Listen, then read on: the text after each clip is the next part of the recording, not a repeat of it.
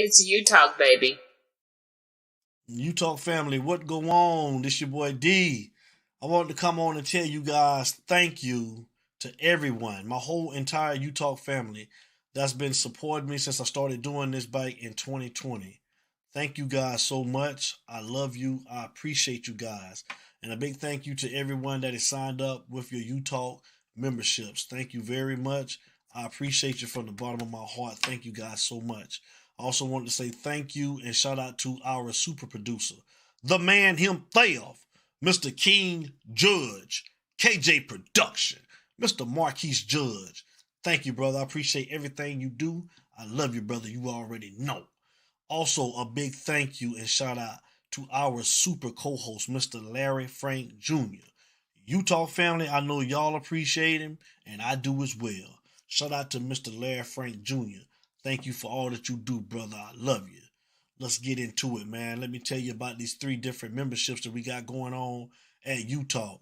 The first membership is the You Talk Club. And with that membership, you will receive different loyalty badges for every month that you are a member of the You Talk family. The second membership is the You Talk VIP. And with that membership, you will receive 10% off any You Talk branded merchandise or apparel. And you will get different photos and videos whenever we're out and about. We'll be sending you different stuff. And the third membership is the You Talk Box. And with that membership, you'll receive exclusive content when we're doing special interviews with special guests.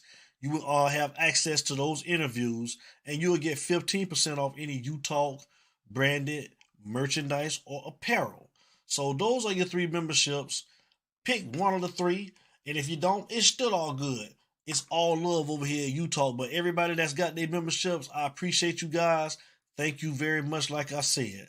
So, like I said before, thank you. We love you guys. Thanks for supporting the movement. Everybody stay safe, take care. And y'all know how we start every video and every show that we do. And y'all know how we end every video and every show that we do. It ain't no us without you, baby. And I'm out. We love you guys. Take care. It's You Talk. It's you talk, baby. Yeah, I want to show some love, give some support to my boy Devin, founder of You Talk Nation. Continuous success, brother. And all I got to say is, it ain't no me without you, baby.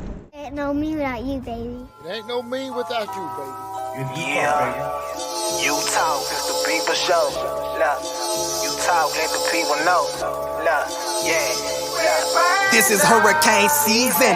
Only legends come up out there, you like Chris and Teigen. Name a letter better, W, that's what we preaching. Hurricanes force winds whenever we breezing. Got rings for a reason. Look, we treat a gator like the swamp people. And Seminoles like the block people. And for my dogs, I will drive people. Just being frank, I got they flank like a cornerback. And I ain't even much a Florida cat. But hurricanes, I know more of that than most. Cause I seen them turn our houses into boats. That's that real talk, baby. I hope you was taking notes. That's the real talk, baby. Yellow Nation, coast to coast. Is that You Talk? Yeah. It's you talk, baby. Yeah. It's You Talk, baby. #1 podcast. It's you talk, baby.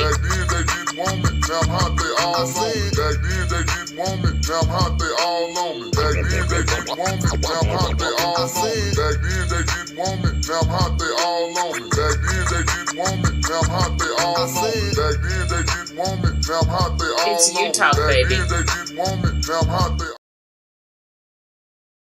You Talk family. What go on? What go on? This your boy D, and of course I got my guy, the man, the myth, the legend, Mr. Larry Frank Jr. is in the building as always. And y'all know how we start off every show. It ain't no us without you, baby. Oh, yeah. You Talk family and Kane Nation, what's going on? Shout out to the super producer, the man himself. KJ Production in Mr. the King Judge is in the building as always. Shout out to Mr. King Judge. Shout out to the You Talk family, man. Let's do a roll call, Larry Frank. Let's see who up in here, Larry Frank. Let's see who up in here, Larry Frank. We got Canes Raw in the building. Shout out to Canes Raw is in the building. What's going on, Kane? Oh, they go OG Kane. They go to family, man. OG Kane in the building. Oh, yeah. There go my brother. I just got on the phone with my brother, man, DJ. DJ in the building, man. Got to go back to DJ too, man. Because me and DJ, man, we had a healthy, me and DJ always have healthy debates, man, conversations to where, you know, we discuss stuff, man. We talk about things. Me and DJ don't always agree. But we still just say it's football. And at the end of the day, we moved on. After it's over with, Larry Frank Jr. Right. Shout out to South Coast Kane, man. Shout out to South Coast. Shout out to the South Coast. He's in the building, man. Shout out to B Nard. B Nard is in the building. Shout out to B Nard, man. I see y'all got your lights bite. Yes, sir, man. Congratulations. Yes, man. Shout out to B Nard them in South Carolina. Everybody that was affected by Hurricane Helena, man. Shout out to Sherry Lewis, my cousin, Sherry Lewis. I love you, girl. Shout out to Sherry Lewis, man. U-Talk family, man. Y'all already know what it is, man. Let's get into it, man. It's U-Talk, baby. Let's go. It's U-Talk, baby. Larry Frank Jr. Larry Frank Jr. Yes, it's a hype show. It's a Friday night. But Larry Frank Jr., I want to start this show off by reminding people of the type of station that they're listening to, Larry Frank. Because 5 years ago, I started doing this, Larry Frank. Linda English, what's going on? My mother's in the building. Shout out to Linda English. Shout out to Chris Kane. Chris Kane is in the building, man. We're going to shout our people out. Y'all already know what it is. Shout out to Slow Folk is in the building, man. Zoe, what the hell going on? I see you out there driving them trucks, man. CWO, what it do, man? But yeah, man, Larry Frank, listen, man. We started the show. Listen, we are happy we are 5-0. And we get emails and texts about people saying that, man, we were negative about the team. Stunner Boy, I see you. What's up, Stunner Boy? Ed Thompson, Mr. Thompson is in the building, man. Lakers all day, I see you. What's up, bro? What's going on, Lakers all day? We get people saying, man, we were being negative. I think somebody called us pessimistic, bro. They was using names like that, man. Listen, we're going to always give our opinion over here at U-Talk. Just like we give y'all the opportunity to do the same thing. That's what the show was started on. That's how it's going to always be. We don't want you to agree with us. We're going to have our opinion. You got your opinion. At the end of the day, it ain't nothing but a discussion, man. That's all it is. It's a discussion. And if you don't like it, like I've said many times before, there are other stations out there for you like it. And again, you don't have to tune in to U-Talk, but if you do, we appreciate the view. And I'm talking about to everybody, man. I appreciate the callers, all our first day listeners. Thank you to everybody. But it's just a certain few of y'all, man. I guess that y'all got a problem with some of the things that either we say or some of our faithful U-Talk people say, and y'all take offense to it. And what we're saying is, at the end of the day, we really don't care like that, man. Like when we watching the game, that's what it is. We moving the hell on. That's what it is. We done with it. So all of the extra stuff, man, about, you know, y'all mad because of different opinions. This is what this show is about. And if you don't like it, I would say keep it pushing again. Larry Frank Jr., how you doing on a Friday night, man? How you doing tonight, brother? D. Drake, what's going on, man? South Carolina. I will say this. Whenever it's a Friday night, I'm doing great because that means U-Talk is on the air. So I'm blessed. I'm doing great. I'm feeling great. Ready to get into the discussion about this game tomorrow, man. We got a lot of angst coming off of last week, man. We had a near miss, but I personally felt like that was the type of game that they needed to have. You don't want to just have blowout after blowout after blowout every week because you have to have some adversity. And we saw some. And now I'm looking at coming off of the adversity that we saw last week. How does this team respond? How do they respond? What kind of bounce back game do they have? Do we have another game where we know we've got better talent than the competition? And do we play down to the competition? Do we allow them to keep this game close? Or do we go back to doing what it looked like we were doing the first couple of games? And that's not necessarily, I don't want to say just stomping them out, but taking control of the game from start to finish. So to me, that really goes to the identity of what this team is. So that's what I'm looking at, man. Definitely. And like DJ said, man, DJ brought something to my attention, man, that I suffer from. And you might suffer from the same thing, Larry Frank. You tell me if you do or not. But DJ said, you know, you still just kind of shell-shocked of like being let down after all these years, and you just need to see. And that's exactly what it is to me, bro. Like they got to show me, bro. And I'm taking it one game at a time. The game tomorrow is at 10:30. This was one of my trap games that I talked about as far as I didn't pick us as being the favorite going across country to play Cal.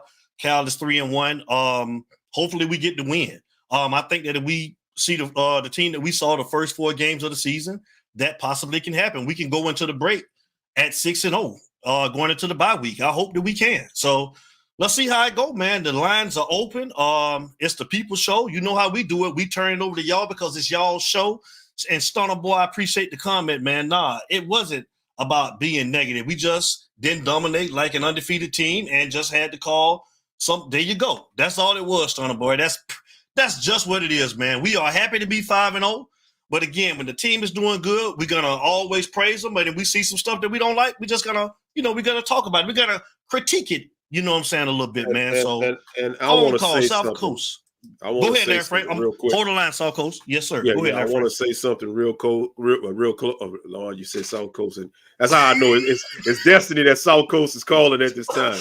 But South Coast is going to also attest to what I'm about to say, as all the other Canes fans are about to say.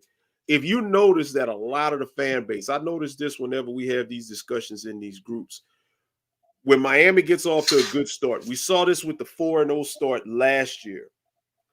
If you go to just being honest about the bad stuff, I hate to say it, but a lot of the fan base, they don't know how to acknowledge reality. And they want to overlook reality with just, okay, we're 4-0, we're undefeated, we're 5-0, whatever the case may be. I've been getting this in the group off and on.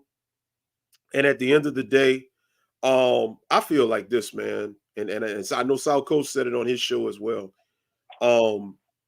You ain't got to like how I feel, because I don't give a shit how you feel. So at the end of the day, if I feel a certain type of way, if I see something that I, with my own 2 eyes, feel can be a potential problem, and you're going to get mad at me because I call it out.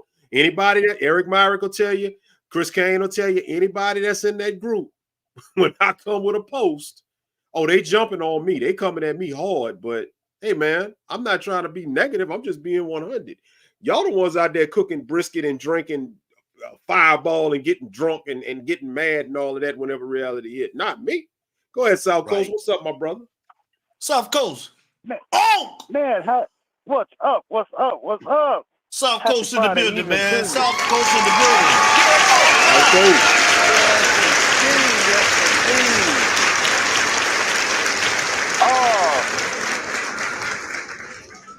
Of course, now on the previous show, I forgot to mention, but it wasn't that it wasn't happening. But Brother Jay still thinking about you, Miss Janice still thinking about you, and of course all the fine folks that are in turmoil and tribulation in regards to Helene.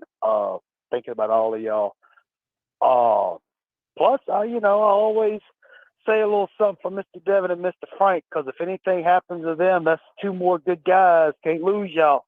But anyway, Monday night, I wasn't at home. I was, Mr. Frank may know this place, the Island View. But anyway, I'm back on my. I know exactly where you were. Hey, bro, free drinks. Free hotel? Hell yeah. Yes, anyway, sir. Yes, sir. I'm back on my home turf, and I'm gonna be honest with you guys.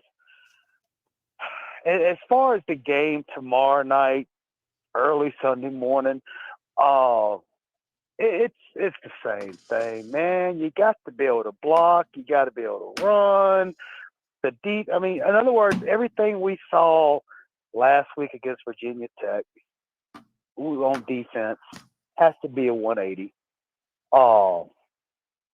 It's Cal. Again, it's another one of those teams. Again, I'm like what Mr. Devin said. I'm in agreement with him that, in the preseason, this Cal game did concern me just because of, these young men are having to fly across country and everything. But, yeah. And as far as all the the knuckleheads and negativity and all that. I don't really care. I really don't. I'm going to do what I do. If you like it, you like it. You don't, you don't.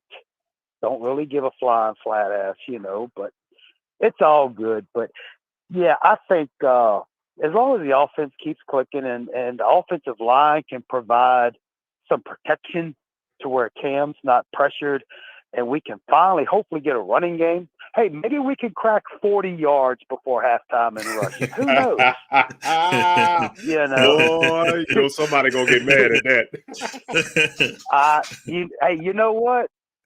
I really don't care. I don't blame you. There's only one person I worry about not pissing off. It ain't nobody on this channel. You know what I mean? I heard that. Yes, sir. As long as the Queen's happy, there's peace in the valley. But anyway, look, guys, I just want to get on and really I just enjoy talking with y'all. I do appreciate what y'all doing. Look, quick promo. Y'all go check out Kane's Raw. People in the chat, y'all go check out Concrete. Concrete just put out a new video this afternoon. I didn't get a chance to watch it yet. But look, y'all go support these cats, man. They're good people. Good people. So all right. Well, I'm gonna get out of here, gentlemen. I got some things I'm working on for tomorrow night. So I'm listening and watching, buddies. Y'all have a good evening. Appreciate it. Love y'all as always. And let's go Canes. Love you too, South Coast. Much love, brother. Go Canes, brother. It's you talk, baby. That's what's up. The lines are open. What's up, Double A? What's going on, Antonio Abner, man? I see you, man. What's going on? There you go. There go Mr. Soap Opera Man. Mr. Soap Opera Man is in the building, man. Last weekend he missed his first call because he was watching the soap operas, he told me, man. Mr. Magic, man. He's going to watch a love story. Yeah, he's going to watch a love story. He told me he was late to the show. Yeah, man. Dog me out, man. Mr. Magic in the building. Love story. Hey man, is that what they call it? Pornhub these days? Is love stories and stuff like that? He's on there hanging out real good. He's hanging out real good. Y'all ain't finna get me off my feet. First the move, goddammit. I got you, man. Let me get you real quick. You know I'm at the pump, right? Give him the pump, baby. Give him the pump. Right. Don't forget who got the pump, right? You got it, Johnny. Yeah. But if you watching Pornhub, what's pumping? That's what I want to know, brother. What's pumping if you watching? Don't start no brother man. What's good, Mr. Magic, man? Talk to me, man. I'm chilling, dog. That's what's up, man. Hey. Mr. Magic. Hey, no, because I'm on YouTube looking for y'all, and I'm like, they ain't on. What the fuck going on? And then I had to go down some roads, and y'all stuck off in the corner. I'm like, oh, so they go YouTube with the bullshit again. They do it, man. And real quick, that's why we say to everybody, always hit that like and subscribe and that notification.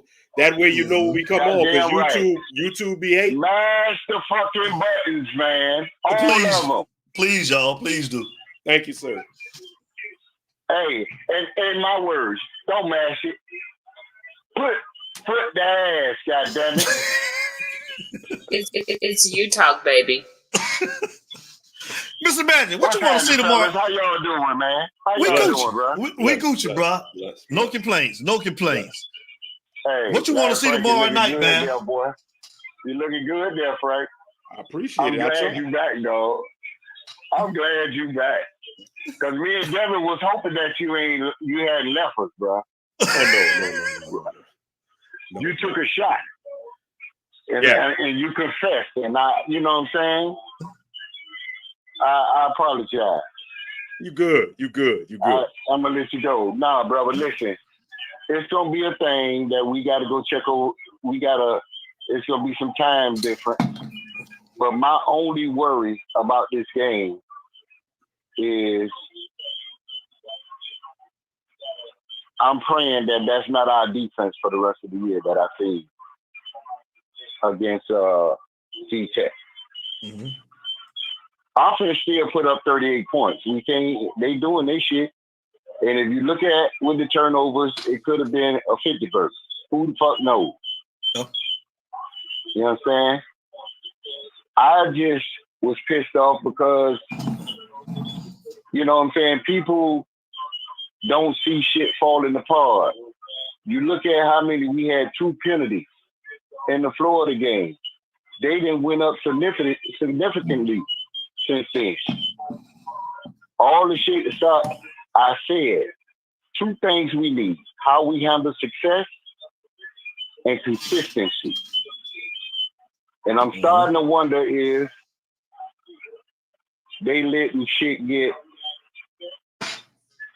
you know, they getting into their own head because they 5-0.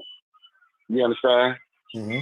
They came out flat, did some uncharacteristic shit that we never saw all year. So I'm wondering, could they go back to the lab and get shit cracked? Right. So this defense is what I'm going to watch this game. Mm-hmm. It's going to be weird as hell staying up at 2 o'clock in the morning watching some goddamn football. But I'm going to do what I got to do because I want to see what's going on. Right. You know what I'm saying? So y'all boys had some good weeks. The weeks were good. Blessings to all the family. Blessings to the Utah family. You know what I'm saying? People going through stuff. You know what I'm saying? I heard a guy and this, you know, call some names earlier. I'm talking about everybody. Much love.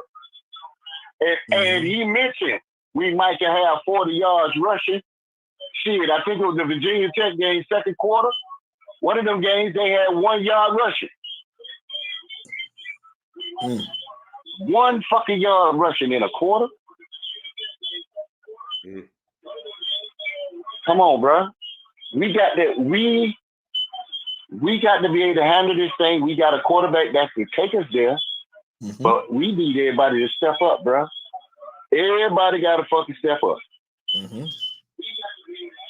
Cause I love them, bro. I've been loving them since 1978. We used to give free tickets if you buy a Whopper at Burger King. I know. I was in little programs, man, that took us to the game free. My godfather stayed across the street from the Orange Bowl, so I go to his house on the weekend, and I go over there and watch the Dolphin game and flipper in the damn tank. That's how long I've been doing this shit. You know what I'm saying? When the Dolphins had the flipper jumping outside in the pool, every time they scored a touchdown. I watched that game with the Jets and Wesley Walker with the blind eye in that same outside the gate, watching the game. But I'm just saying, bro. So those who might think that I don't give a fuck about the orange and green, bro, this all we had in Miami. This all the fuck we had. You know what I'm saying? Bratton them played at Northwestern, well, Central, then Northwestern. All them boys I played against, I was a little younger than them, but hey, I see the 13th of this month, bro. I'll be 59. So I'm just saying, I love this thing.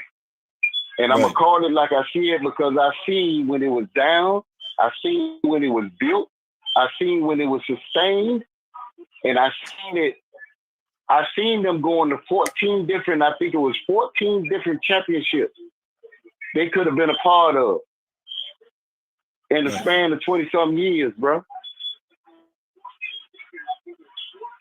They should have won more than motherfuckers. We got cheated out of 2.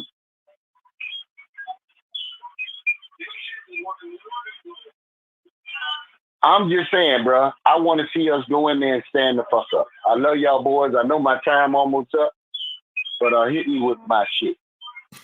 You know I'm at the pub, right?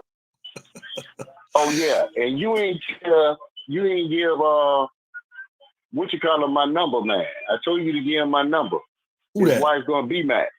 Be Mac. Oh, I will. Give him my number, tell him to call me. I got something for him to try. I know his woman going through some things. I got some things for him to try. Okay.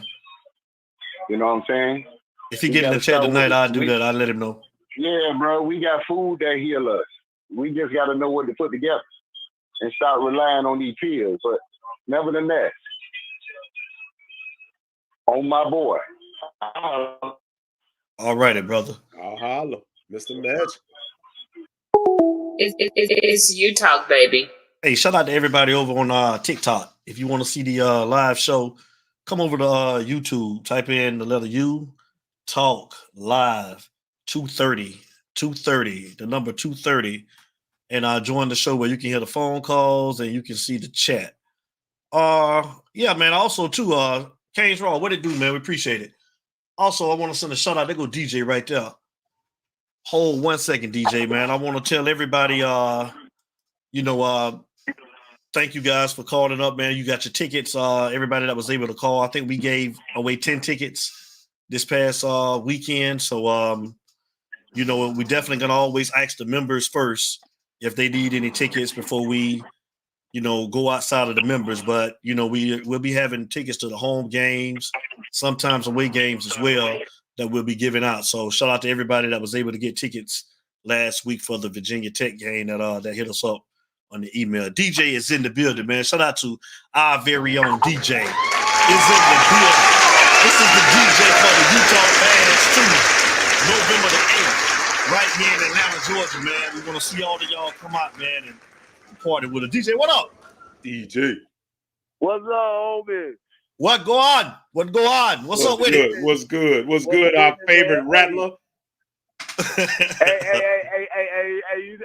you know the Rattlers gonna do their goddamn thing. They ain't gonna lose no more this season. But hey, check this out though. Hey man, hey. I listened to the conversations and you know what I'm saying, to start off the show or whatever, but guess what, man? It's time to hype this motherfucker up because we acting like we just lost the motherfucking game. You know what I'm saying? We had like something just goddamn happen. I know we ain't played good last week. And those of y'all that played sports back in the day or you still play intramural today, guess what? You know what happens when a close game comes up. You get on your goddamn P's and Q's like you lost that shit. You know what I'm saying? You go do your goddamn thing. Because I'm glad this type of game happened. I am glad. I don't tell too many people that I'm glad by a close win, especially these past couple years. But one thing about it, now it's teaching lessons. Hey, dog, you see what the fuck you were supposed to do over there? Why you ain't do it? Hey, dog, you ain't do it. You know what I'm saying? This team is basically, when we were talking earlier, Devin, I was telling you about this team is still learning how to win. We shouldn't be comparing them to the best team ever. You know what I'm saying? Or the great teams that's been recruiting and doing this for 10, 15, 20 years. We can't do that. I ain't saying that it's a good thing that we had a close game, but it's a good thing that these are teaching moments within a win, within a victory. Agreed. You understand? Agreed. And when teaching moments come within a victory, man, hey, it's time to knuckle up. It's time to barbecue the mildew. Mm-hmm. And so what we gonna do? You know, we don't know what we gonna do, but you know why we going through the trials and errors, just like we said earlier. Man, it's a bunch of trauma because we so used to being let down. So it's easy to say the bad shit that's gonna happen. Yep. But it ain't easy to say the good things that we seeing that right now that we hadn't seen in years past. I ain't saying that this the greatest thing since sliced bread. No. But them boys got to figure out how to win these games now. We ain't won in years. And so what they doing now, am I happy about everything? Hell no. We ain't gonna never be happy. We can win 70-0 every fucking game, even in a championship game. But guess what? We gonna still have something to say. But what good are we gonna say that we came out of those? You know what I'm saying? We gotta balance it. Because I hear a lot of people coming on and talking saying and feeling down over one game, and then they just diminish the other games. When shit, then we just get beat a couple of years ago by who? FAU or some shit like that. But now we demolishing these teams like we supposed to because they are on our schedule. When we talk about realistically, you're supposed to go do what's on your schedule, and what's on your schedule is victories. And you're supposed to call out the bad. But you're supposed to also call out the good in that. You know, because, you know, I'm one of the main critiques. I done got kicked out of plenty groups. You know what I'm saying? For critiquing motherfuckers. Like, and saying, this don't look like it's supposed to look like. But I cannot say that for the majority of this year because I know what it's supposed to look like. Like I've heard, I wasn't on the show the other day, but I heard, you know what I'm saying? People, oh, we don't have depth, we don't have this, we just got bodies. That's and me. Those bodies are doing. Yo, I still feel like that. Okay. I still feel like that. That's me. Go ahead. And guess what though? Those bodies didn't just go against just random team last week. You know what I'm saying? Everybody gonna have a down game, but to have a down game like that and still pull out the victory, that's something that you got to give. And some type of grace. Yeah, you could get all that criticism. Yeah, you could have did this, you could have did that, we could have ran the ball. We ain't got no running game, we ain't got this and that, we ain't got this and that. But the way we talk, we act like they ain't coaches and players on the other damn side. That's been scouting us. You know what I'm saying? It ain't supposed to be easy. Every week ain't gonna be easy. We got spoiled in 4 games and we thought, okay. It don't supposed to look that bad though. It don't supposed to look that bad. Nah, it ain't supposed to Thank look you, that mother, bad. for the donation. Appreciate the donate. But guess what though? It looked that bad and we still won. Yeah, we gave him props for that. We definitely said we'll take the win. And the thing is, what we'll do, what a lot of folks will do, what I'm hearing is we'll give other teams that, okay, they look like this, but they ain't gonna look like this later on in the season when they come against us. But we ain't gonna give ourselves any type of credit for pulling out something like that. 3 turnovers, penalties out the ass, defense looking poor, and you still pull out a victory? Bad coaching by the opposing team. Fake field goal. Come on, DJ. Call it on both sides now. Call it on both sides, DJ. Two number 17s on a field goal attempt. One thing I'm doing, I'm calling it on both. I'm calling it on the other side because we've heard this side. We've heard all the criticism and the bad shit with us. And we know it because we've been calling that shit out for years. Yeah. Am I correct? Yeah, no, you're right. Sir. You're right. Yes, sir. You are. So I don't give a damn if that coach on the other side fucked up. That's what he did. That's what they did. I'm talking about us. If we gonna win like that, if we won that game right there like that in the same type of fashion in the national championship game, would we be still complaining about that? Oh, hell no. Would we say, they give us the game? Oh, no, or we won the national championship? No. That's different. Because we got to understand this team is still getting over, just like we said earlier, we still trying to get over the hump of just even trying to win. Last year, we lost a game that really we didn't win, and that just flustered a lot of the rest of the season. You know what I'm saying? With Georgia Tech. This was the hump. This was that Georgia Tech game that we basically played, and we pulled out that victory. Last year, we didn't do that. And so now it may be, okay, now we got a second ACC game, which is tomorrow. Tomorrow might be the hump. You understand what I'm saying?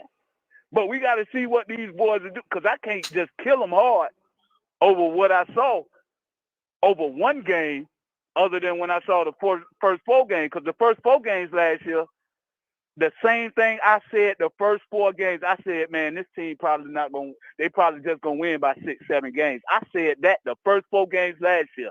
I cannot say that this year. I cannot say that this year because even with what we've seen on the field, has it looked anything similar to anything that we've had previous? No. What we're going through right now is we're going through trauma years, and that shit's still affecting us today. And so any little mistake, we're going to call it out. But ain't no football team perfect out here. We done seen Georgia, ain't perfect. We done seen Bama, ain't perfect. We done seen Ohio State. We ain't seen Ohio State. They ain't played shit. We done seen Tennessee ain't perfect, but they ain't played nobody. But when we don't play nobody, we hard on us. And then when we actually play a team that brought back the most starters out of the whole country, and we got injured Rivers that was supposed to be blocking the top sack leader in the nation.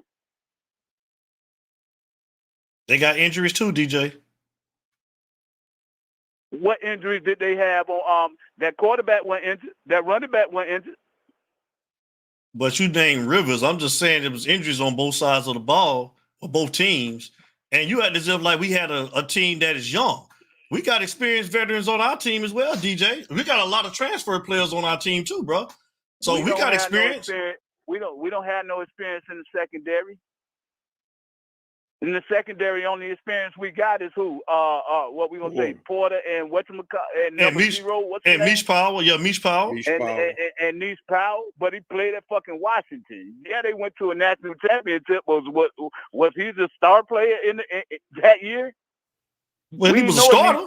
Till he came. But he was a starter. He was a starter. Okay, he was a starter just like Barron was. What Barron been doing this year? Bombing, doing good. Yeah. But I'm saying we got experience on it. We got experience too, just like Virginia Tech got experience. We got experience. It ain't like we're not a veteran team because we brought a lot of veterans in on both sides of the ball. Well, what I'm saying is Virginia Tech, all those cats that they brought back, they played together last year.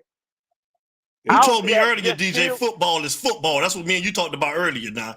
No, when I said football is football, I mean that, hey, yeah, you get on the field, you put on your pads, and you do this. But for a team to gel, then I also tell you, a team don't really gel until, especially new players that's coming to a new team, it's really not going to gel until about the 8th, 9th game of the season. I did say that. That's damn near through a damn season, though, DJ. And guess what? Yeah, that's damn through a new season. But guess what? This is a new era of the transfer portal. And so this new era of the transfer portal, you got to get continuity within the team. And from looking at this team, for them to have at least a glimpse of continuity to this point right here, you got to give that grace. Because that shit don't happen that fast. It does not. Them Bama boys was playing with each other last year. And they struggled with USL. They struggled with that team. Did we struggle with them? Not really, no. At their house? See, we just Xing out with the games that we had played because, we ain't played nobody. Well, Alabama ain't played nobody until they played Georgia. And then Georgia and Kentucky, Georgia beat them by a point. Oh, what, just because they beat Clemson? Whoop Clemson? And Georgia, what they've been doing for the past couple of years? We talking about this year.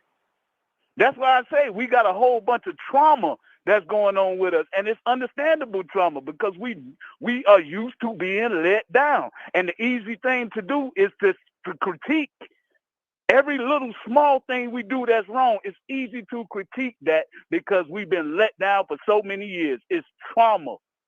I ain't saying that we the greatest thing since sliced bread. I ain't saying it at all. I'm hoping we go better than what we are doing. But from what I've seen to this point and from us to get over that hump, that's just the first hump. Who's to say that's the hump and then we lose tomorrow? You know what I'm saying? Now we got another hump next year. But we got humps. It takes things to be a winning squad to go to go win a national championship. That shit ain't easy. But nitpicking, I was the biggest nitpicker, and I'm still the biggest nitpicker. You still the biggest nitpicker. You still the biggest nitpicker. Hey, Frank. Talk to Hey, me. Frank, you Talk know to I'm me. the biggest nitpicker. Can't talk no You know filter. I'm the Thought I know. biggest nitpicker. But you got to know one thing that you like, dang, it must be something that he see because he's nitpicking, but he must see something. That I've ain't known, like what I've known DJ now for about a good 4 years since we've been in that about group. 4 years. And I gotta say, I can vouch for him. I've never heard him this positive on the Canes in the 4 years I've known him. He ain't lying when he says that.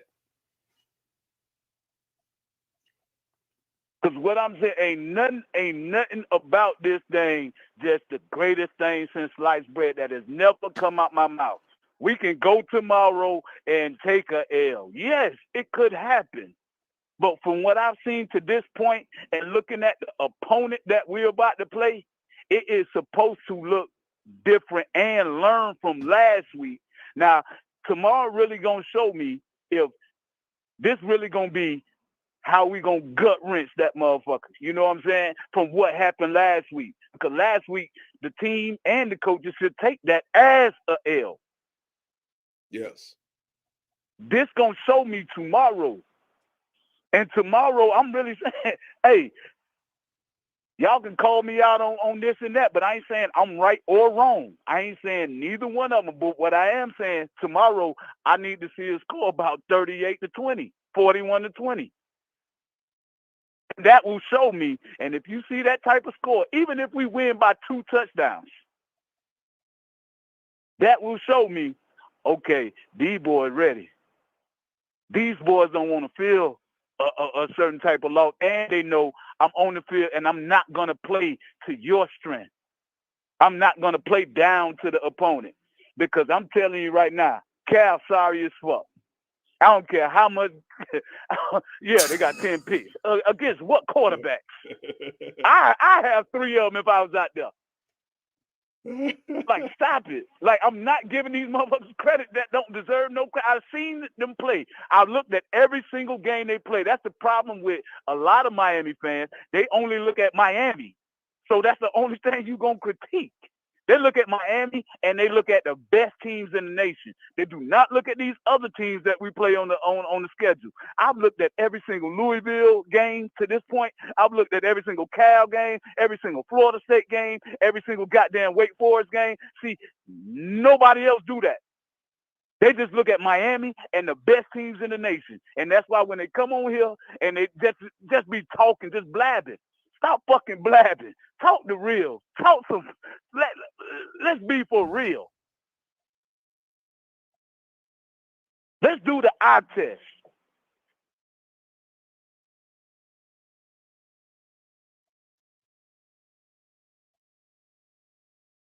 And the thing, and I keep saying again, I'm not saying this the best thing since sliced bread, but something is different that we hadn't seen in about 15, 16 years. Could it be the quarterback? Yeah, it could be. But who the fuck cares? He on our team. We take it how we get it.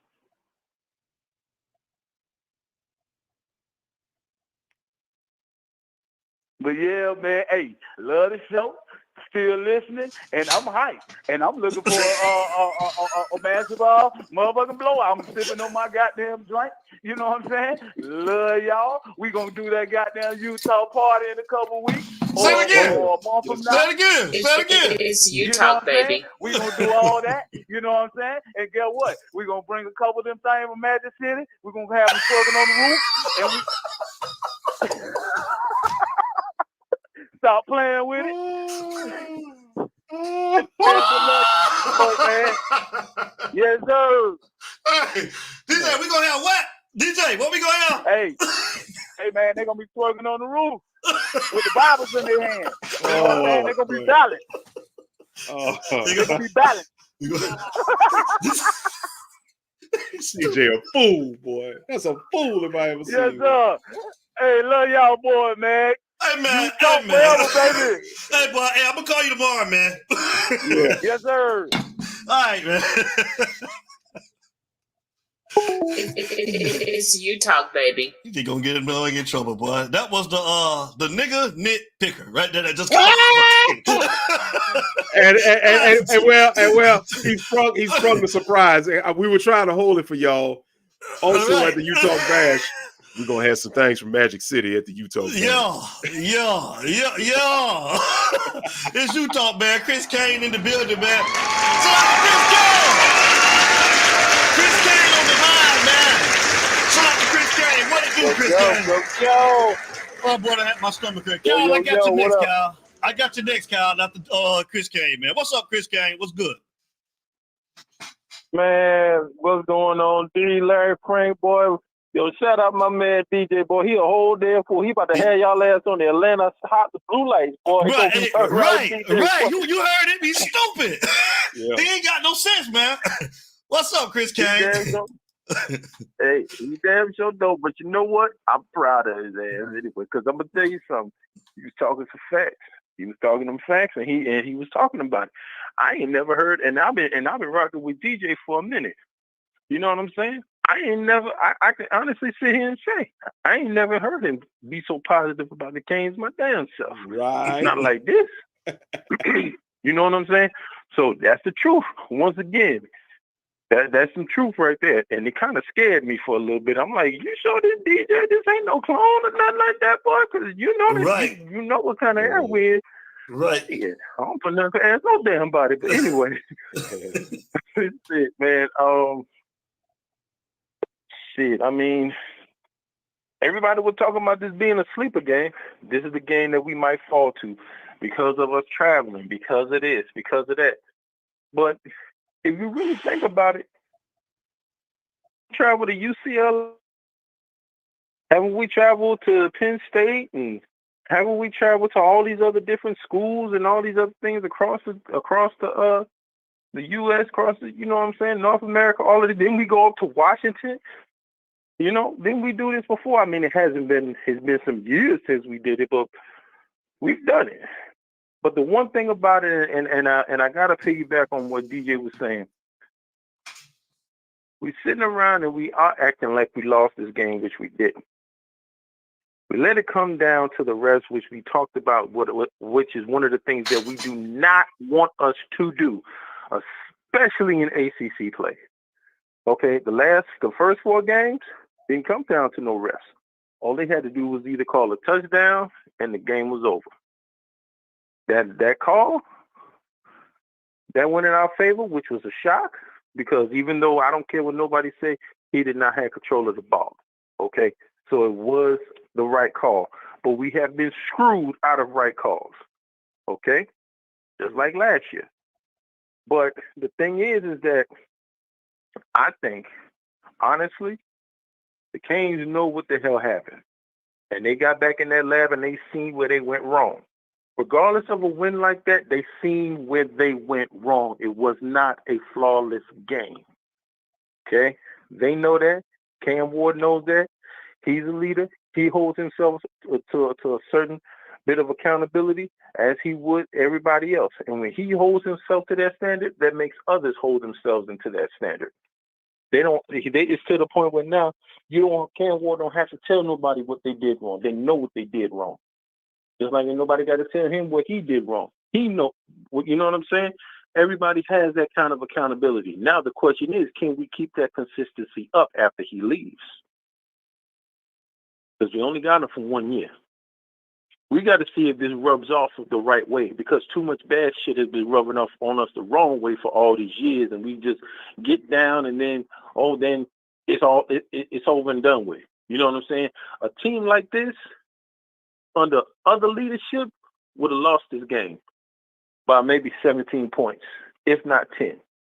But the way we fought back, you know what I'm saying? I started noticing a change, and correct me if I'm wrong, and maybe y'all might not agree with me, but I started noticing a change in games that they've been down. When they fight back, they start fighting back and keep going and keep going and keep going. They don't lay down for nobody. You see what I'm saying? Everybody's holding everybody to that standard. Even though they might lose, they might be like, well, damn, they was only this amount of points away, or this, that, and the third. If they would have had this much time, if they would have had that much time. But the thing is that we're now having to learn is we're having to learn how to utilize the time that we got. So we don't have to sit here and say, well, if we had this much time, if we had that much time, we could have did this, we could have did that. No, you got 60 fucking minutes. 4 quarters, 15 minutes apiece. Your ass better do what you got to do when you're supposed to do it. Don't worry about going into no overtime. Don't worry about doing all that extra stuff. Get out there, whoop ass, get off the field, go on about your business. Next week, do what you're supposed to do. Repetition, consistency. That's what we need to do. And we are learning how to win now. Because look how long we've been down. Okay? Look how long we've been down. We gotta put it, okay, let's put it to another thing. Yes, the investment into the program was the downfall of it, but it's also because of the consistency of the players too, or the lack thereof. See, we can only put so much on this program. We also have to hold the consistency for these players too. The only time you want to fight and you want to do all of this stuff is when you're up. What's going to happen when you get punched in the mouth? You gonna lay there, or you gonna get your ass up and you gonna fight? Thanks. We've always laid there. We've always laid there. Once we get down, oh, that's it. You know what I'm saying? That team fought and clawed and scratched and bled on that field last week. And I'm happy to say that I'm proud of what I've seen. Because now you're going into ACC play, and this is the problem that we've been having. We were 4-0 last year and crumbled. We're undefeated now. Going into the same thing. The question is, what type of general is going to lead us on that field now? What type of soldiers is we going to have now? Are you going to do the same thing you did last week? Or are you going to do something different that's going to show that let's get back on track and let's get back focused? Okay? Because I don't want to hear nothing about comparing nobody to no another team. Who was the one that said that, comparing us to a team? Was that you, Larry Frank, or you, D? Which one of y'all said that? Was it y'all? Either way. It was one of the callers. That was DJ. Okay. DJ. Okay. My whole thing is, he's right. I don't want to be compared to another team. I want to be compared to the team that we was last week. Every week that we move forward, we look back to see what our mistakes are so we don't make them in the next week. If we have a bye week, that's even better. That gives us more time for us to prepare. I want to see what we've done in the past weeks. What were mistakes? Fix them. And keep them fixed. Don't fix them this week. Then the next week we get there and we say making the same damn mistakes we made 2 or 3 weeks later. Okay? All that not scoring for 8 quarters and all that shit, get that shit out your mind. That's over with. Right. That's over with. All that laying down and all this other kind of crap, get that shit out your mind. Be better than what you were last week. And they're gonna have to prove it every single week if they're gonna make a name for themselves. And consistency is gonna have to go with it even after Cam Ward leaves. That's what we gotta have here. But other than that, I'm looking for that game. I'm gonna be at work anyway, so I'm working night shift. So, I don't know what it's gonna be, but I'm gonna be trying to check it out and see like that. But other than that, that's pretty much all I got, boy. But yeah. All right, Chris Kane. We gotta dominate. Yeah, dominate. Man. All righty, brother. Yeah. But boy, I'm gonna tell y'all. Listen. I'm getting ready to leave out here in a minute. But listen, I know the bash is on November the 8th, and damn it, I wish I could go. Damn, I wish I could go. But see, the way that my schedule is set up, and the time that I got taken off, because I had to use some time for some other stuff. Because I'm trying to tell you, look here. Some tickets. Hey, if y'all ain't got y'all tickets now, I'm gonna tell you right now, y'all better get your ass out there and better get them damn tickets. Because I'm gonna tell you something right now, my ass about to start an OnlyFans. Even if I gotta sit in front of the damn table and eat nothing but oatmeal. I don't know what it is about big girls and realizing other people eat oatmeal. They like that kind of shit. But anyway, whatever, get the damn bills paid. If I gotta get out there, if I gotta sit there with a big old bowl of cream of wheat to get to that damn party, I'm gonna get to that damn party. And if y'all see a big ass Ram, if y'all see a Ram 1500, a silver Ram 1500 with a big ass U on the front of that damn thing, just know that's me. But anyway, I'm gonna holler at y'all ass later. Love y'all guys, man. I'm gonna be listening to the show. And as always, go Canes. All right, love you, Chris Kane, man. All right. Hold on, what's that? Go ahead. And South Coast. Oh yeah, all them damn dishes is clean. One thing I ain't gonna do, I ain't gonna leave no dirty ass dishes in no damn sink. That ain't gonna happen. All right. Nah, damn that. But anyway, y'all, I'm gonna holler at y'all later.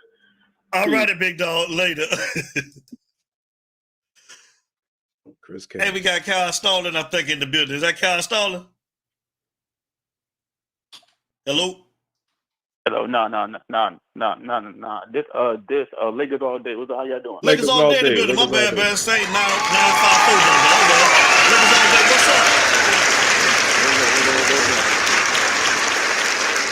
What's up, Lakers all day? What it do? What's up? So look.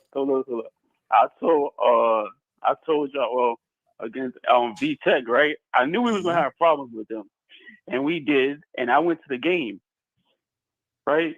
So when I went to the game, I mean we got to get better because the safeties and the free safeties they got to get better. Kiko, the linebacker, he has to get better. I don't know if he has to call up Ray Lewis or you know what I'm saying, like spend some time with him for like a whole month, do something because he was out here looking bad.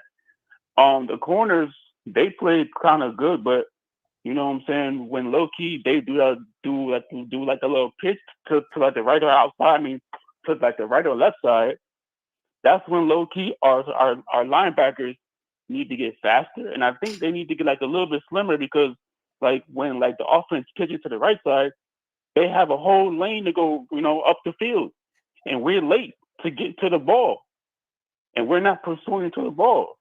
And that game against Virginia Tech, it was a scary game because Virginia Tech they got a good quarterback, they got good wide receivers, and they got good defense. You know what I'm saying? And we didn't come to play that game. So this game, we have to play lights out. We got to come to play because we can't out here just because California is, you know what I'm saying, okay school. We can lose to them too. You know what I'm saying? Everybody gets up. Everybody tie their shoes the same way. You know what I'm saying? Everybody put their chin strap on the same way.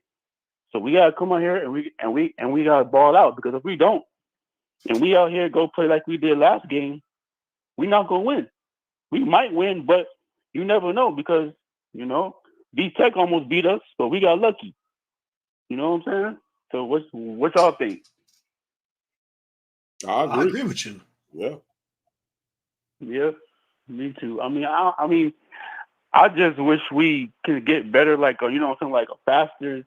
I feel like our linebackers should be like a little bit faster. I don't know, you know, but I feel like we need to be like, cause you know, like me watching Alabama and Georgia, and I'm like, dang, bro, you know what I'm saying?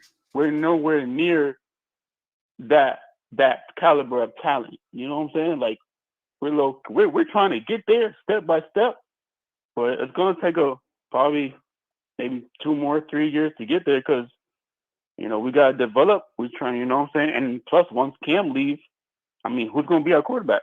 You feel me? So that's another problem. Great point. Yeah, I mean, we have to keep on. I know pushing, but sometimes it's like, dang, you know what I'm saying? Watching these other SEC schools, they out here got talent all over the you know field, left, right. You know what I'm saying? Running back, wide receiver. You know what I'm saying? We got some talent, but dang, like we need to go somewhere else and go get some more talent. You know, we just can't have talent in the backyard because other states got better talent than we do in Florida. You know what I'm saying? That's true. Yeah, so we, you know what I'm saying, we can't just have, you know what I'm saying, the Florida boys, because the Florida boys, the California boys are low key, you know, the same like the Florida boys. The Georgia quarterback, yeah, you know what? We need to go to Georgia, and we need to go get one of these quarterbacks. And do y'all know who Roger Bell is? Yeah, played for the Phoenix Suns. Just to get my Lakers in. Yeah, Roger Bell. Yeah. His son plays quarterback, and he's really? really good. He's down in Florida somewhere, right? Where he's at? Heritage? Where is he at? I don't know where he at because I saw it on Instagram. I forgot, but I saw he was here. It was somewhere in Florida, in Pembroke Pines area. Okay. But I don't know where, but I know he's a quarterback. Anybody in the chat know where Roger Bell's son play at? Anybody in the chat? Go ahead, niggas all day. I just asked you a question. No, you good. But like, I mean, shoot, man. So Mr. King say Heritage. I thought it was Heritage. It's Heritage. Okay. Thank you, Mr. King. Okay. Appreciate it. Okay. So yeah, I mean, if we can just get a quarterback, for after Cam leaves, get dude that's mature and that can be steady, level headed, then we could do something. But once Cam leaves, it's gonna be kind of scary, man, because we don't know who's gonna be our quarterback. And low key, I don't want it to be Emery though. Cause I know y'all some people like it, but I don't because I from right now from seeing, like what type of quarterback is King. He's a dual threat, and I feel like we need to go back to that dual threat. I feel like we don't need to go get that pocket passer. Go get that. We can't go backwards. We can't go backwards now, bro. But that's what I'm saying. We that's can't. What I'm saying. We I gotta got one for you. And I think one quarterback they may need to make a play for, and nobody's talking about it. Why not make a play for Aaron Nolan at Ohio State? You tried to recruit him. You'll get him. He'll come in. He's got a couple of years of eligibility. Hey, it is what it is. Yeah, Cole Breezy. I saw that. But yeah, I think Aaron Nolan is that would be a good option. I would also say if you had to go for a dual threat quarterback, why not let's look at some of the guys we played. Aaron Nolan, we haven't played, but I think he'd be a viable option. I think DJ Lagway, we saw a little bit of what he can do at Florida. That'll be an option.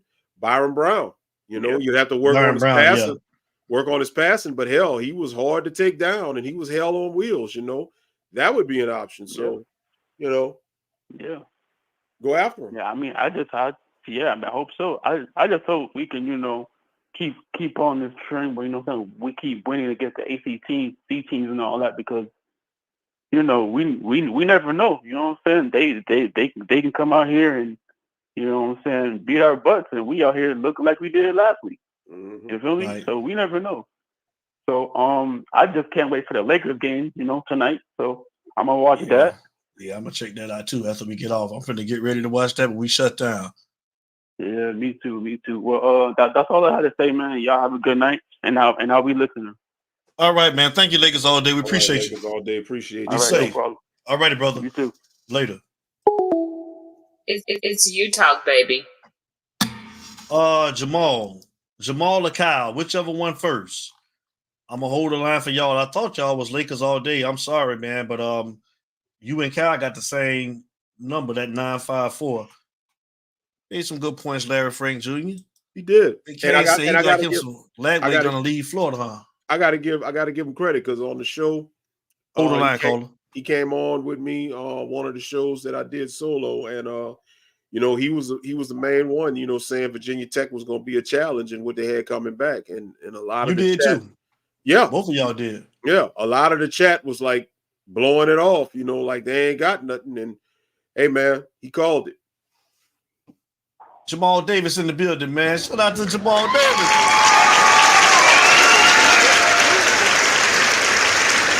What up? KD. What's up, my guy? What's going on? KD, what up? What y'all boys up to, man? Oh, we hanging out, man. What's good with you? Man, shaking haters off, baby. Hey, Devin, I'm giving your granddaddy a shout out for him, big 96 years old. Shout out to my granddaddy, man. George Lord Sr., man. Shout out to my granddaddy. Let's see. 96 years old. Yes, sir. Yeah. Well, let's get into it, man. Let's get into this football thing, man. Let's get into it. I think, everybody take the criticism in a bad way. It's not a bad way. What we're saying is you putting the caliber of player up to the heavyweight. And like DJ was saying, DJ said that a team don't get the gelling to the 8th game. If they get the gelling by the 8th game, boy, they sure ain't no playoff team. But I look at Florida State. Look at how Florida State was last year. They jail. They won all their games. They went to jail when they brought in all the players. And then what we're saying is you can't be one-dimensional and think that you're going to win a national title. You can't be you got to be able to run the ball. Your quarterback can't be the lead rusher on the team. That's all we saying. Like you got to get better play out of the defense. Because I mean, to give up 200 and some yards rushing, man, that, and then I mean, you know, and then you hear people say that we elite. That's like I don't understand. I don't understand what they looking at. And like they always said, you play to win the game. Yeah, and you did win, but you didn't want to put it in the referee's hand, which it was in the referee's hand. I mean, that's where you didn't want to go, and it shouldn't have been that. It shouldn't have been that close. That game shouldn't have been that close, man. I think Miami a better team, but I think they play like individual play.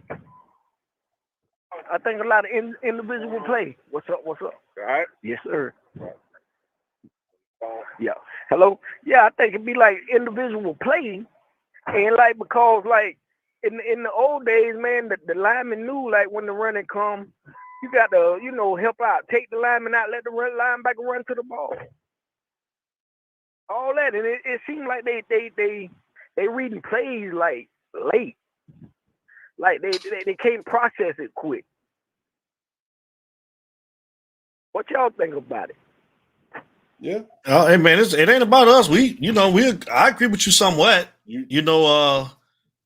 Like I say, it's just the people show. This y'all ain't giving y'all opinion, man. We listening. We done gave our opinion, bro. I have anyways. I'm just listening to you guys. You know, I think people just get mad about the critics. They say criticism. You got to criticize. I mean, if you don't criticize, it ain't gonna make them better. That ain't gonna stop. We ain't worried about that shit. Yeah. And to anybody that has a problem with us with the criticism, I will respond to them like this: we are all fathers, and if you as a father do not criticize your children whenever they fall short, watch what happens in that regard. See, that's the conversation. A lot of people, they ain't gonna want to acknowledge that. If your kid, I said it once, I'll say it again. If your kid is doing well in school, getting A's and B's, making good grades, but they're a class clown and getting in trouble, getting in fights on the schoolyard, you ain't going to let that ride just because they're getting grades. You're going to criticize them and you're going to chastise them.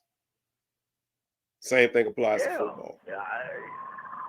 And I heard like DJ also say USL played Alabama tough.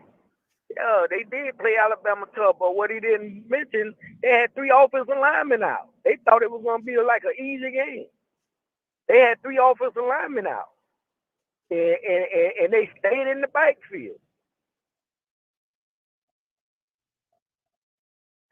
I'm just saying, like, I look at a team and then I'm like, when you put them against, right now Texas on top, Alabama, Georgia. Put them against them teams. How you think how it's gonna play out? Yeah, I mean, you play who on your schedule, but when it get in the playoffs, it's gonna get way tougher. That part right there, and conference play that we saw last week. Yeah, it's gonna get way tougher. Yep. And you just don't want to build a team on porter players because you end up like Florida State this year. When all of them gone. Yeah. And your quarterback gone.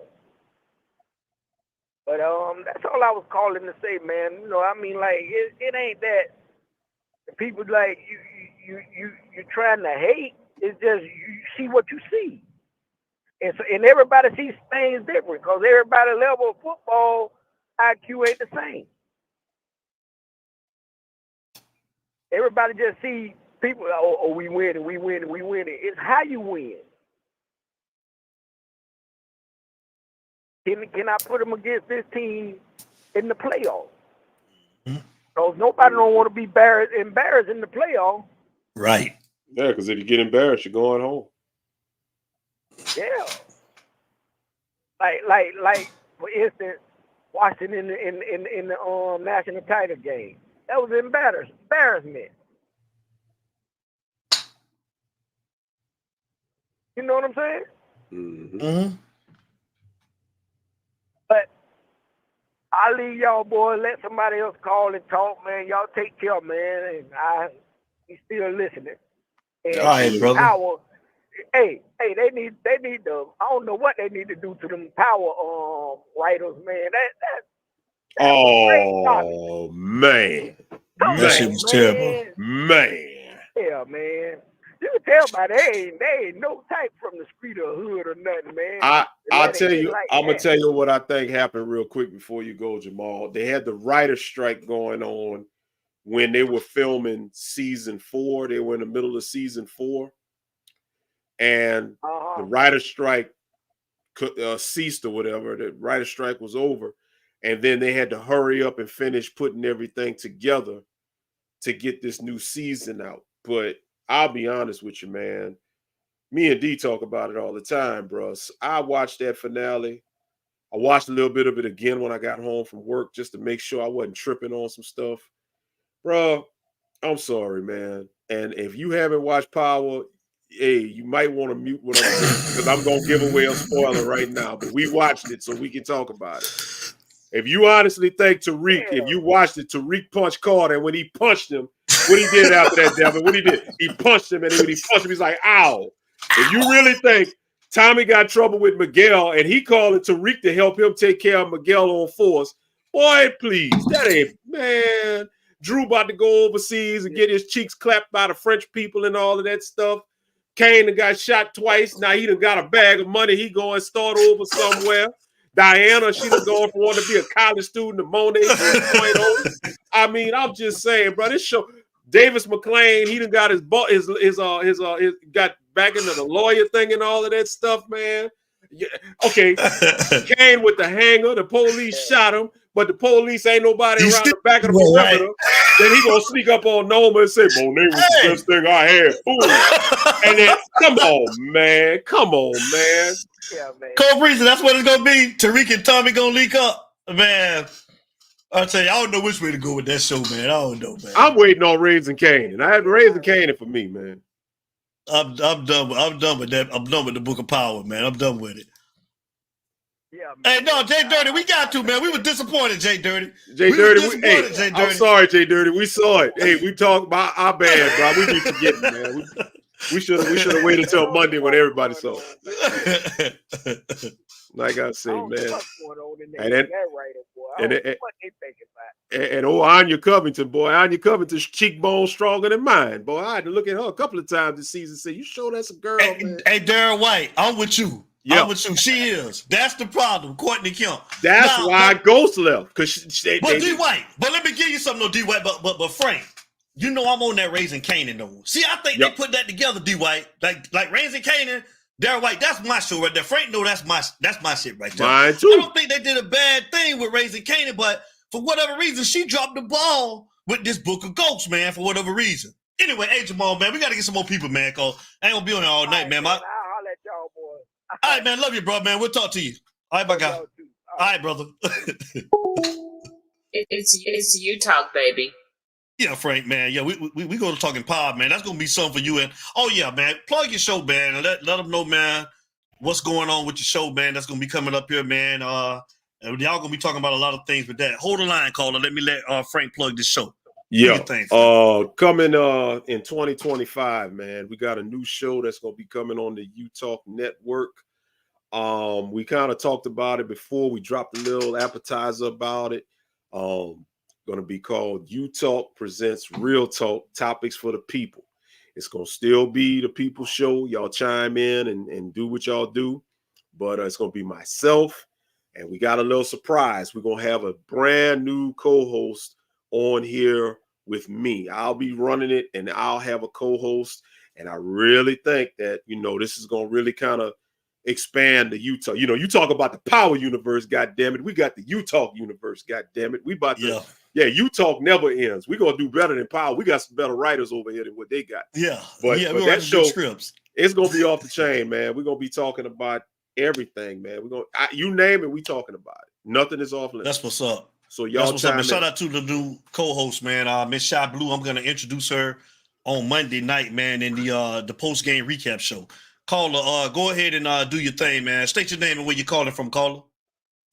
Man, it's Corey from Boynton Beach, Florida, man. I talked Corey! to y'all a few weeks ago. Yeah, we know you. We know you. Everybody got a hold of it. Hey, hold on, Corey. Hold on real quick, Corey. 904, is it Horton? I would say it's Horton. He just like, Corey, do you know who's the second leading receiver on the team right now? I'm gonna probably say Horton. 904 Kane just asked the 904 Hurricane just asked the question. Gotta be Horton. I think right now it gotta be Horton. Yeah. Because his play. He's reliable. Right. You got to look at these players. This young kid stayed the course. I think his trajectory is very high ceiling. Mm-hmm. And the way he done stayed the course by them bringing Brown in, he's still sitting up fighting. Man, this kid is gonna blossom. Mm-hmm. And I hate to call them kids because they're young men. Mm-hmm. And what people fail to realize. Oh, they say Damon Martinez. They say Damon Martinez is the second lead receiver. Well, that's bad news. That's bad news for Miami if that's the case. I'm gonna say it. I'm gonna go there. No, I don't think so. I'm talking about as far as production wise. Have you seen that kid lay too many balls on the ground? You ain't lying, no. No, he hasn't. He hasn't. Every time when he coming out on that edge out there and they need a big play, you ever seen him put one on the ground? Mm-mm. So my thing is, this team, we gotta cut back on our expectations. First of all, if you look at the times we've been 4-0, we never got out of that 4-0 hump. Hold up. Pause real quick. Not to cut you off, but I just pulled up the stats for 2024. We got some bad information because I'm looking at it right here.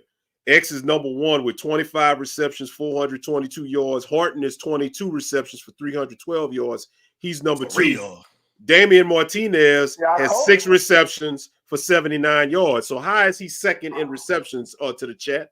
Come on, 904. You usually good with info, man. I thought it was Horton, man. I got it right here on my ESPN. I pulled it up. Okay. Did I tell y'all he was number 2? Yeah. We all did. Because he's been putting it up. Yeah. I mean, I had did a little ripping and running, and I tried to listen to y'all guys. This is only my second time calling in. Yes, sir. We got to tone it down a little bit. We never, since 2017, when we started off this good. Since 2017, we haven't. 2017 was the last time we started off this good. And we had a good defense, but we didn't have enough depth to suffice, and we didn't have no quarterback play. So we got to tone it down a little bit. First of all, you got to look at the boys play a short week. Virginia Tech came back with 20 of their starters back on that team. Mm-hmm. And you look at the age on that team. Them ain't no little boys that they was playing. Them was grown men, 23, 24. And a lot of people just be talking just to hear themselves talk. You got to watch what's going on. Virginia Tech lost the 2 games by a little bit of points. Mm-hmm. So you got to tone it down a little bit. First of all, our linebackers do need to step up. But the way practices are ran now, when I played football, y'all played football, we could tackle to the ground every day in practice. Them boys not doing that no more. The way things is made, they're not doing that no more. So them boys got to get together. They got a horn in them kind of field, but then at the same time, and we doing this outside of practice, and then we mess around and hurt our shoulder. Coach, like, what y'all was doing? College football is different now, man. And then you got to know how to give your player some breaks. Sometimes you might have to put a body Washington out there, he's a phenom. He can run. He might not know every play, but he can give somebody a break. That I agree with. We need to see more of him. Definitely. And this kid is a phenom. Sometimes everybody's not practice players. You can go back out of it. You talk about practice. Mm-hmm. Everybody ain't practice players. But they see ball, get ball. That's what you want.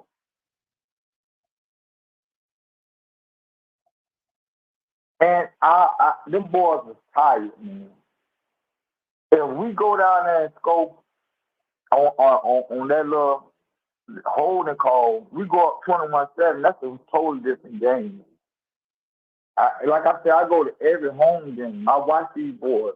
And even though they were missing tackles, some of that stuff can be cleaned up. Because first of all, you can't be running and like a goose with the head chopped off, just running at a tackler with the head down. You got to see what you're tackling.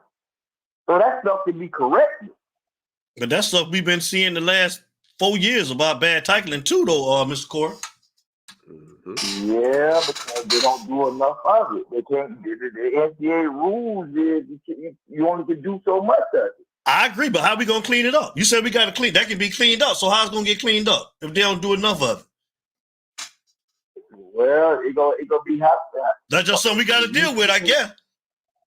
If you see him running out there with his head ducking and ducking, you got to put somebody else in there and say, man, look, at least he's trying. He's not running like a goose with his head cut off. That's what you just did.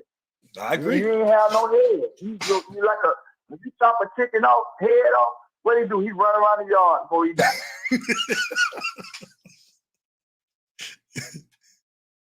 And that's what you out there doing. Yeah.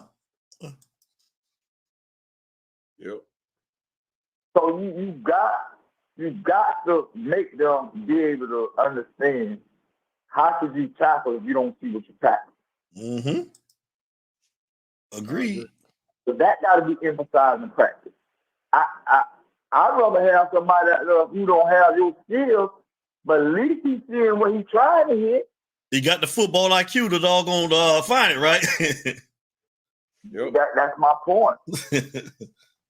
So that's what we got to tone back on these boys. Listen, I'm telling y'all, if we can get through the Cal game tomorrow, which last time you talked, and I told you that was a game that I had really circled. I didn't really have the Virginia Tech game circled as much because I thought we can get through that with our capability, our athletic ability, and things like that.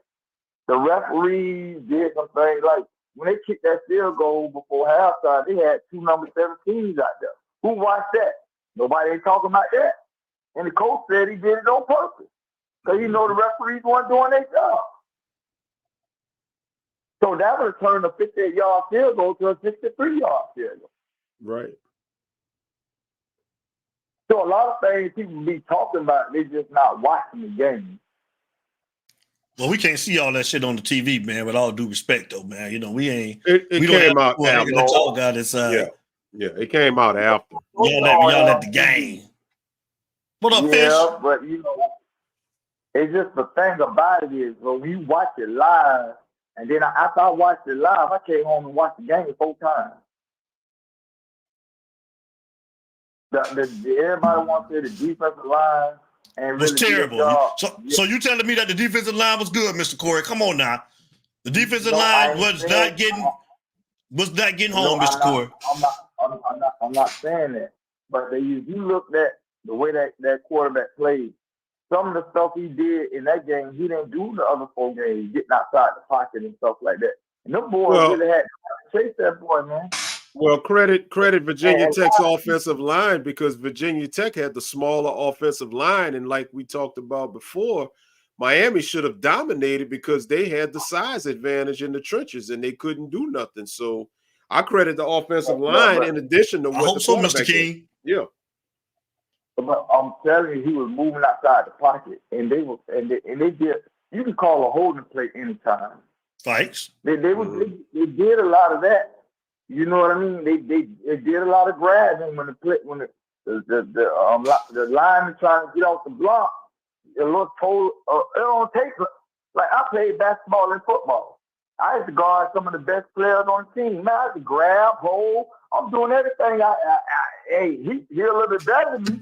I know how to hold him when they come out the sideline break and they throwing an inbound. I'm gonna do a little tug just to get him off his game. It little stuff like that, man. It happened.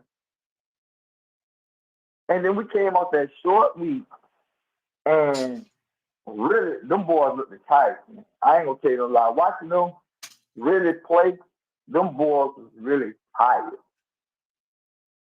So we got to get through tomorrow, and then get them boys some rest, and then nothing but study and film. And hone on in your craft. That's what it is. We done made it this far. Watch the tape, hone on your craft, get your body some rest, and now we can get prepared for the second half of our season. Because if we keep scoring points like that, we're going to put pressure on other people to score points like that too. Yeah, no, I agree with that. And they're going to make the other team's defense get stressed out too. But at the same time, we got to get our players healthy. True that. Because a lot of people are starting to fall out now. It's coming to the fall out season. Only the strong can do it now. We got depth. We got depth, Mr. Corey. We got depth. We got guys that can stuck right in, Mr. Corey. We got depth. No. Well, I ain't gonna say how much depth we got, but I see a lot of players. I've seen a lot of players who haven't been playing that they can come in there and spare some guys for a couple plays. Right. That's what I'm trying to say. Because the coaches got to know right now. They're in a mind thing right now. They're trying to see who they going to red shirt. It's not the time to be thinking about no damn red shirt. If the guy need a break, you got to put somebody out there. Deal with that another time. Because you got to have people go transfer anyway. Mm-hmm. So if you need a spell a guy, man, and then come on, Akil Pong, or who Akil Pong, or Wild Pong, or Die Thong, and who else?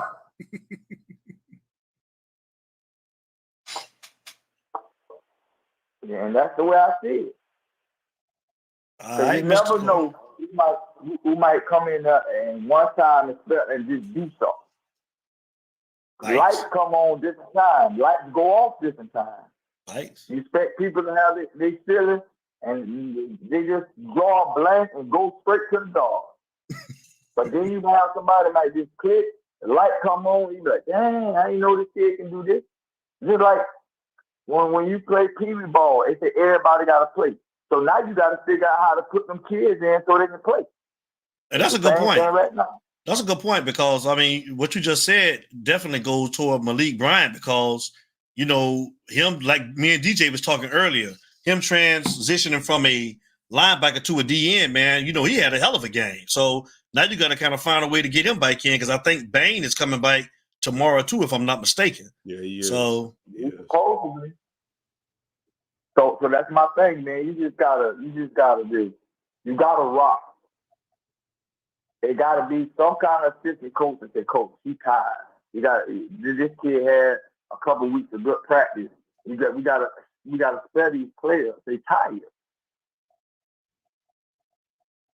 You know, pressure bust the pipe. When they tired, they tired. It's just like you being a slave. Boss, I don't got no more. Just like life. I'm tired, boss. That whip steady crack at a whoop, pow! Keep working. Yeah. They done picked all that cotton. Now they finished picking. They ready to get off the field, man. They tired. They tired, boss. And cotton got furrows in it. You look at your boy, number 99. Man, I looked at that boy's fingers the other night when he was on Mind and Flow show. His fingers all messed up, man. All messed up. So it's just, we just got to stay encouraged. To me, this is uncharted territory in the last 20 years. Let's grab life by the horn. You see, Kentucky had two close. They could have beat Georgia. If the coach don't fumble the ball and do what he's supposed to do, Georgia could have had 2 losses. Mm-hmm. Ole Miss lost. And a lot of people say this ain't a good weekend for college football. Why? Arkansas go play who they playing tough this weekend. Texas A&M, I think, right? Man, I'm telling y'all, just watch. It's getting nitty gritty. Once you get in the conference play, the chips gonna fall where they gonna fall. Everybody giving their all. That's how it is. Chips gonna fall where they fall. Everybody giving their all.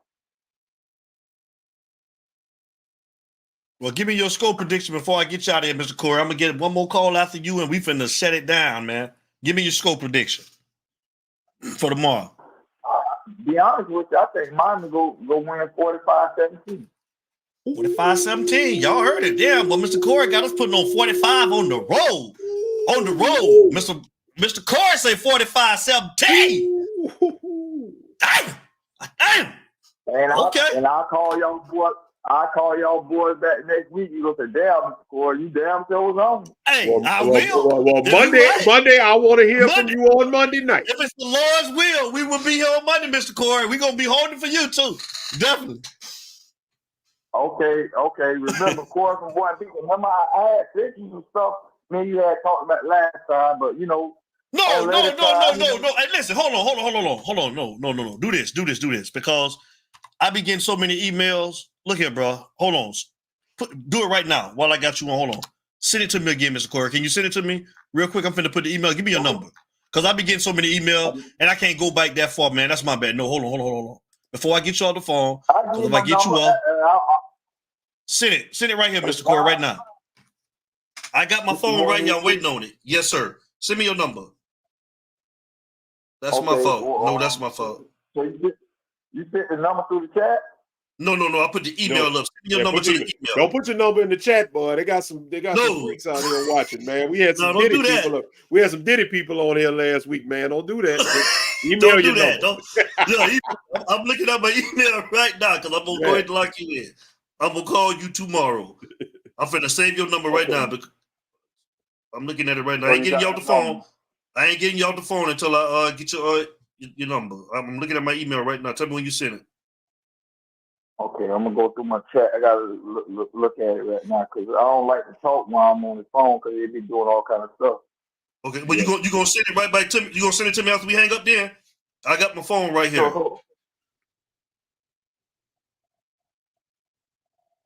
I don't see it through the chat. I just see the phone number. Look on the screen. It say email utalksportshow@gmail.com. I got it up on the screen. I don't see it, big brother. You don't see it? Hold on. I just see a number coming at the bottom of the thing. Well, I tell you what, I'm gonna go on and type it. I'm gonna type it in the chat. What about right now? What about right now?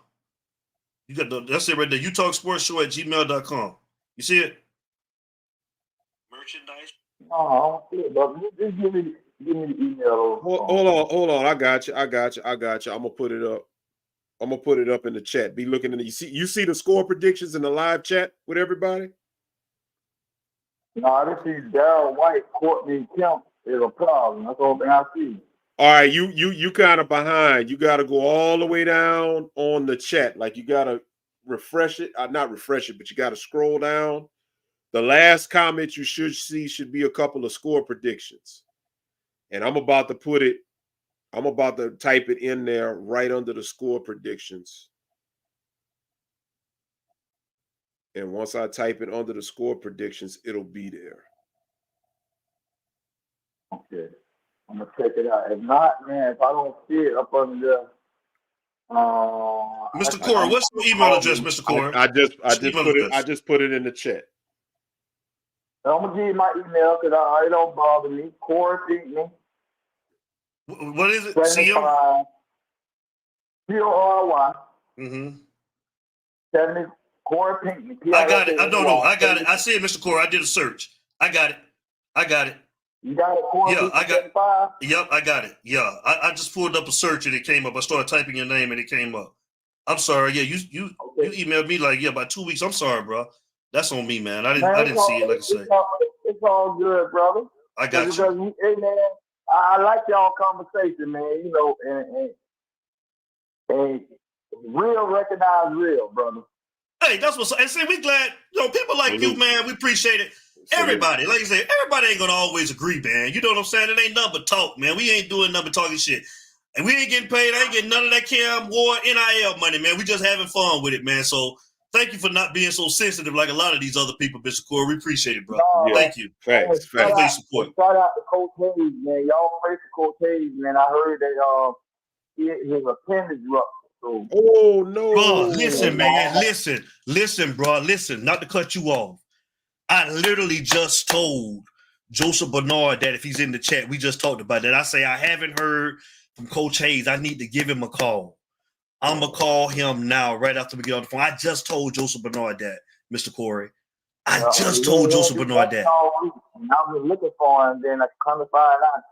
Yeah, I think he had an appendix rupture. So y'all keep him in y'all prayers, man.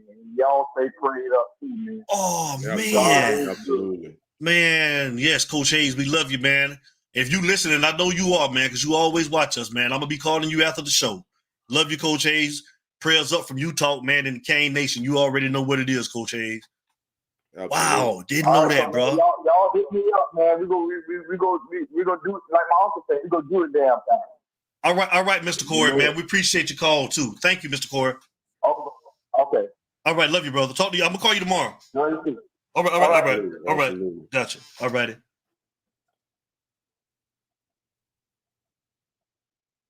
It's Utah. Call us. State your name and where you're calling from. It's Daryl from South Carolina, brothers. What's up? Yeah, that's what it is, man. Drake in the building, man. Shout out to our brother. D Drake in the building, man. Shout out to Drake, man. Shout out to Drake. Yeah, King Kyle. I don't know if he's in the hospital, man. To you the other day, brother. Man, you too, man. I gotta holler back at you too, man. King Kyle. I don't know if he's in the hospital, but we gonna find out and we'll keep y'all updated, man. We're gonna give him a call. Me and Larry gonna reach out to him, man. That's crazy. Sorry, Drake. Go ahead, brother. Yeah, man. Yeah, first off, man, prayers to Coach Hayes, man. Because I know I hadn't seen him because, you know, him and D would do a show pretty much every day. And I thought he was on one of them expensive vacations that he usually take. That's why we hadn't heard from him. I thought he'd be in Dubai and shit like that. Yeah, I thought he was out the country or something, man. Yeah, man. Gotta call him, man. Yeah, man, for sure, man. Send prayers this way, man, for sure. Yes, sir. Yeah, but I'm gonna talk about a couple of little things I want to see for the game. First of all, I don't think Cal is a good team at all. Hell, Florida State beat them. Oh, and if man. Florida State could beat you, you can't beat. You know what I'm saying? Like, you lost to Florida State, bro. You can't look at it like that. I was actually going to address that with another comment, but since you said it, let me push back real quick. Yeah, go ahead.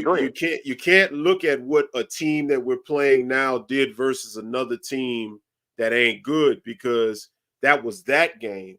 The preparation coming into this game is going to be totally different.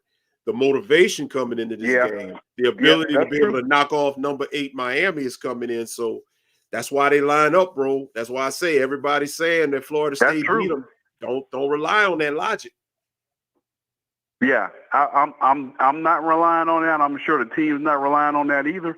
But if you can't beat Florida State, you can't beat Butt so damn good. And these guys, like, they got, like you said, you got to be prepared. You can't just come in sleepwalking thinking just because Florida State beat them, we gonna beat them. You know what I'm saying? Right. Because you can get your ass beat thinking that way. Yes. Yeah, but I'm pretty sure that them guys not thinking that way, and I'm pretty sure the coach is not going to have them thinking that way. Because I'm gonna tell y'all something, man. This coaching staff and this team and this coaching staff has this team, and Cam Ward has this team and this coaching staff and this fan base thinking big, man. They thinking big. So they're not gonna. Hopefully, they're gonna come in there more motivated. Hopefully, that Virginia Tech game was a wake up call, and they come in there more motivated, because what I saw in that first game versus Florida, this team was prepared. Of course, they had all summer, and they were ready to play. And I haven't seen that level of intensity really since that game. And it kind of waned, and then we ran up on against a good experienced team that brought back about 20 freaking starters, an experienced, senior-laden team. Them boys was ready for our ass, man. And them boys look at, like I said last week, them boys every year, them boys look at us like the Super Bowl. Yeah. We don't look at them like that, but they definitely look at us like that. And if we come out playing like we came out against Virginia Tech, then Frank, I'm right there with you. Then we can get our ass beat. Right. But hopefully that's not the case. Now, college game day is going to be there. We're traveling all the way cross country. We're playing late at night, which I don't think that late at night stuff makes a difference to these kids, because these kids don't go to sleep anyway. Right. These damn kids be up 5 a.m. play. These kids don't go to sleep. I ain't worrying about that late factor. I'm not worrying about that. But anytime game day goes someplace, that crowd is extra hype. They're going to be extra hype because we come into town anyway. We're a top 10 team. And hell, half of them people coming to watch Cam Moore play. You know what I'm saying? So, they're going to be hyped. They're going to be ready to go. But we're going to have to match their intensity early. And I feel like if we can, they're going to come out there fighting hard. And I feel like if we punch them in the mouth right quick and control them and have a lead at halftime, I think in midway through the third or near the end of the third, I feel like we'll be pulling away from them. At least that's what I'm hoping happens, because intensity, like being hyped for a game, that shit only take you so far in the game. That shit don't take you throughout the whole game. Sooner or later, cream rises to the top. That's if our boys are motivated like we supposed to be from our coaching staff. And the one of the main things that I want to see us get back to is that same discipline that we had when we played Florida in that first game. Man, we might have had 1 or 2 penalties that entire game. Like that coaching staff had them boys focused, like laser focused. And ever since that game, we've been piling up penalties like a mug. That right there is a lack of discipline, and that starts with coaching. You got to get back on these boys' ass, man, and tell them to stop making them silly-ass penalties, because a lot of penalties pile up, coupled with turnovers piling up. Next thing you know, you in a dogfight. Mm-hmm. We can't be giving these dudes 10 and 15 yards, here and there throughout the game like we've been doing since the Florida game. So we got to get back to discipline, for one. The other thing is our run defense. We can't be giving up these big plays, man, like every game or so. We can't be giving up these big plays. And like I said last week, man, I just feel like Guidry commits too many people to the line of scrimmage, trying to make tackles for loss and big plays. And when you miss, like your linemen and your linebackers don't have them good run fits, that's going to cause you to get gashed. And I just feel like you don't have to do that all the time to create pressure. And our run offense, also, like I said last week, I don't feel like it's a line problem. It damn sure ain't a running back problem, because Martinez has proven he's a dog. Fletcher has proven what he can do. Wait, and wait, our other backs have proven them. back up. How has Martinez proven he's a dog? You didn't see his stats in his highlights in his running when he was in Oregon State. That was at Oregon State. Yeah, that was at Oregon State. I need to know how he a dog now. Hey, brother, that's still D1 ball now. That's still D1 ball now. Jake, don't you do that, Mr. Drakeford, let me push back on that. Mr. Drakeford, let me tell you why he was a dog, so say, quote unquote, y'all say he's a dog at Oregon State. Hold on, because it was a totally different scheme where they was running more. He was getting more touches. He had less quarterbacks to contend with. And let's call it what it is. Oregon State's offensive line played better than what Miami's offensive line is doing right now. That is why, and the level of competition he played. Okay, that is why you put those factors together. That's why those stats say what it is. Well, let me push back a little bit. Okay. Come on. Now, I don't know if Oregon State's line is better or Miami's line is better. What is a fact is this: the style of running plays that he was able to run while he was at Oregon State. They did a lot of I-formation runs, and that's my whole point as it relates to all our backs, not just him. The shit that we're trying to do is for a quick back. It's not for a big back like Martinez. It's not for a big back like Fletcher. That's the reason why the biggest runs that we've had this year have come from our smaller backs. That's why. RPO running ain't for a big back, bro. You got to get behind another back. You got to get behind an offset tight end. You got to run downhill running plays for these guys. So let me ask you this.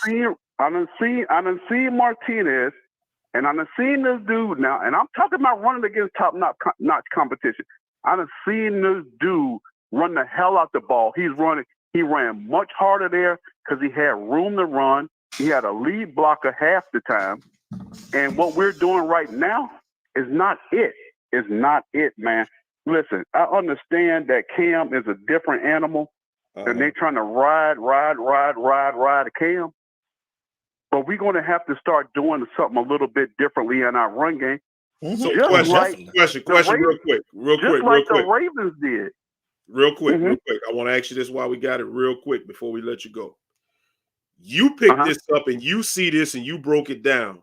So if you could do this, why can't the Miami coaches pick up and do this like you did? Why even get a running back of his caliber? Please do. I was just about to explain that. You know why? Because these damn coaches, sometimes they're outsmarting themselves, thinking they outsmarting somebody else. You ain't outsmarting nobody, bro. All you doing is hurting your team. Say it. Just like the Ravens, man. Just like the Ravens, like I said last week. What were they doing with Derrick Henry in them first couple of games? They was trying to do the same damn thing. Old boy in the shotgun, Lamar Jackson in the shotgun, trying to give them delayed handoffs and them slow developing plays in the draw to Derrick Henry. That ain't Derrick Henry. That's not him. He never ran out of that formation like that on a regular basis. Play to the strengths of your players. Boom. You can't base this entire offense, 100% of this offense, around Cam. You got too many good running backs to do that, bro. I mean, I can see if it's you catering to Cam, 70, 60% of the time. But them other times, bro, let your running backs run out of shit that you know that they can get production out of. The Ravens woke up and look at what's happening now. Oh, boy, leading the league in rushing. Because they went under center, and they're running a tight end in front of him, and they're running a fullback in front of him. And now he's leading the league in rushing. It ain't rocket science. Our backs are not bad. Not one of them. Them boys can fucking run.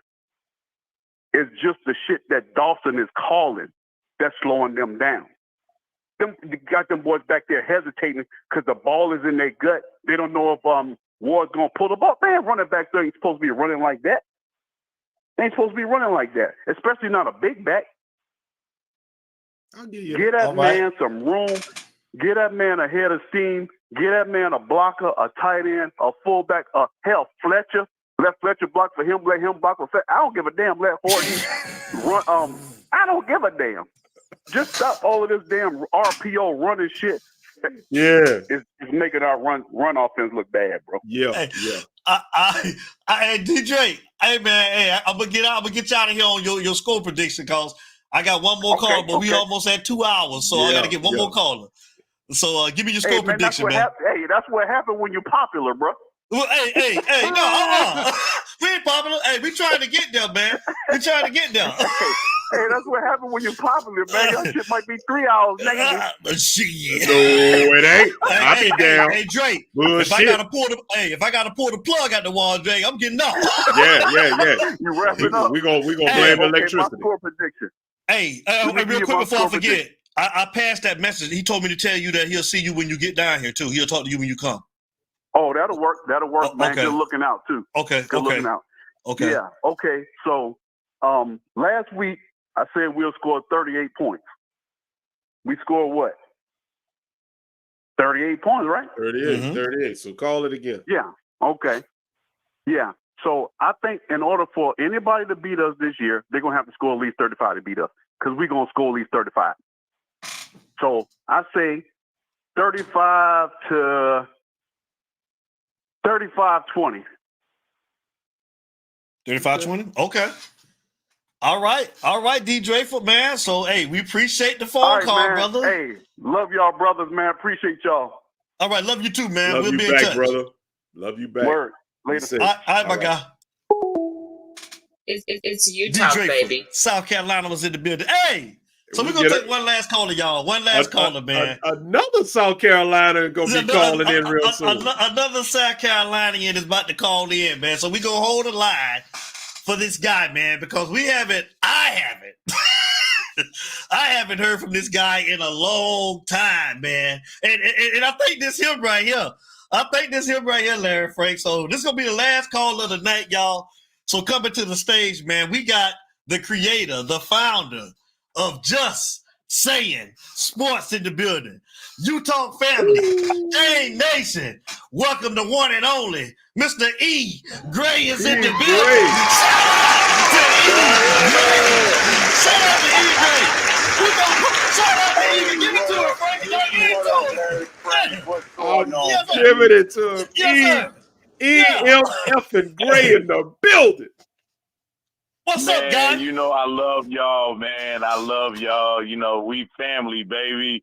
We family. It's just a pleasure for y'all to allow me to call in, man. Damn, I got in at the end, bro. Hey, you ain't got to get in at the end, man. The numbers ain't changed. They ain't nothing changed. So if you ever want to come on, you can come on. You already know what it is. So, hey, that's what's up. Yeah. That's what it do, man. You know, shout out to my man that was just, I forgot his name, who was just talking. What was his name? Daryl Drake. Well, I'm going to tell Daryl Drake, first of all, don't bring up the fucking Baltimore Ravens when you talk about Miami right now, man. Just leave that shit on Sunday, dog. Just let it go, dog. You had a good game last week, dog. Just let it go, brother. Let it go. But nah, first of all, I wanted to address what he was talking about the damn run game. So what we're going to say about the goddamn run game is that you want to put it on Shannon Dawson. No, sir. It's not on Shannon Dawson on the scheme. It's on the goddamn running backs. First of all, running backs dance too damn much. They dance all the time. I've been saying it for weeks. Goddamn Martinez just dances, and so does the other good.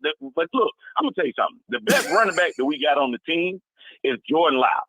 Jordan Lyle hits the hole, and he hits the hole running.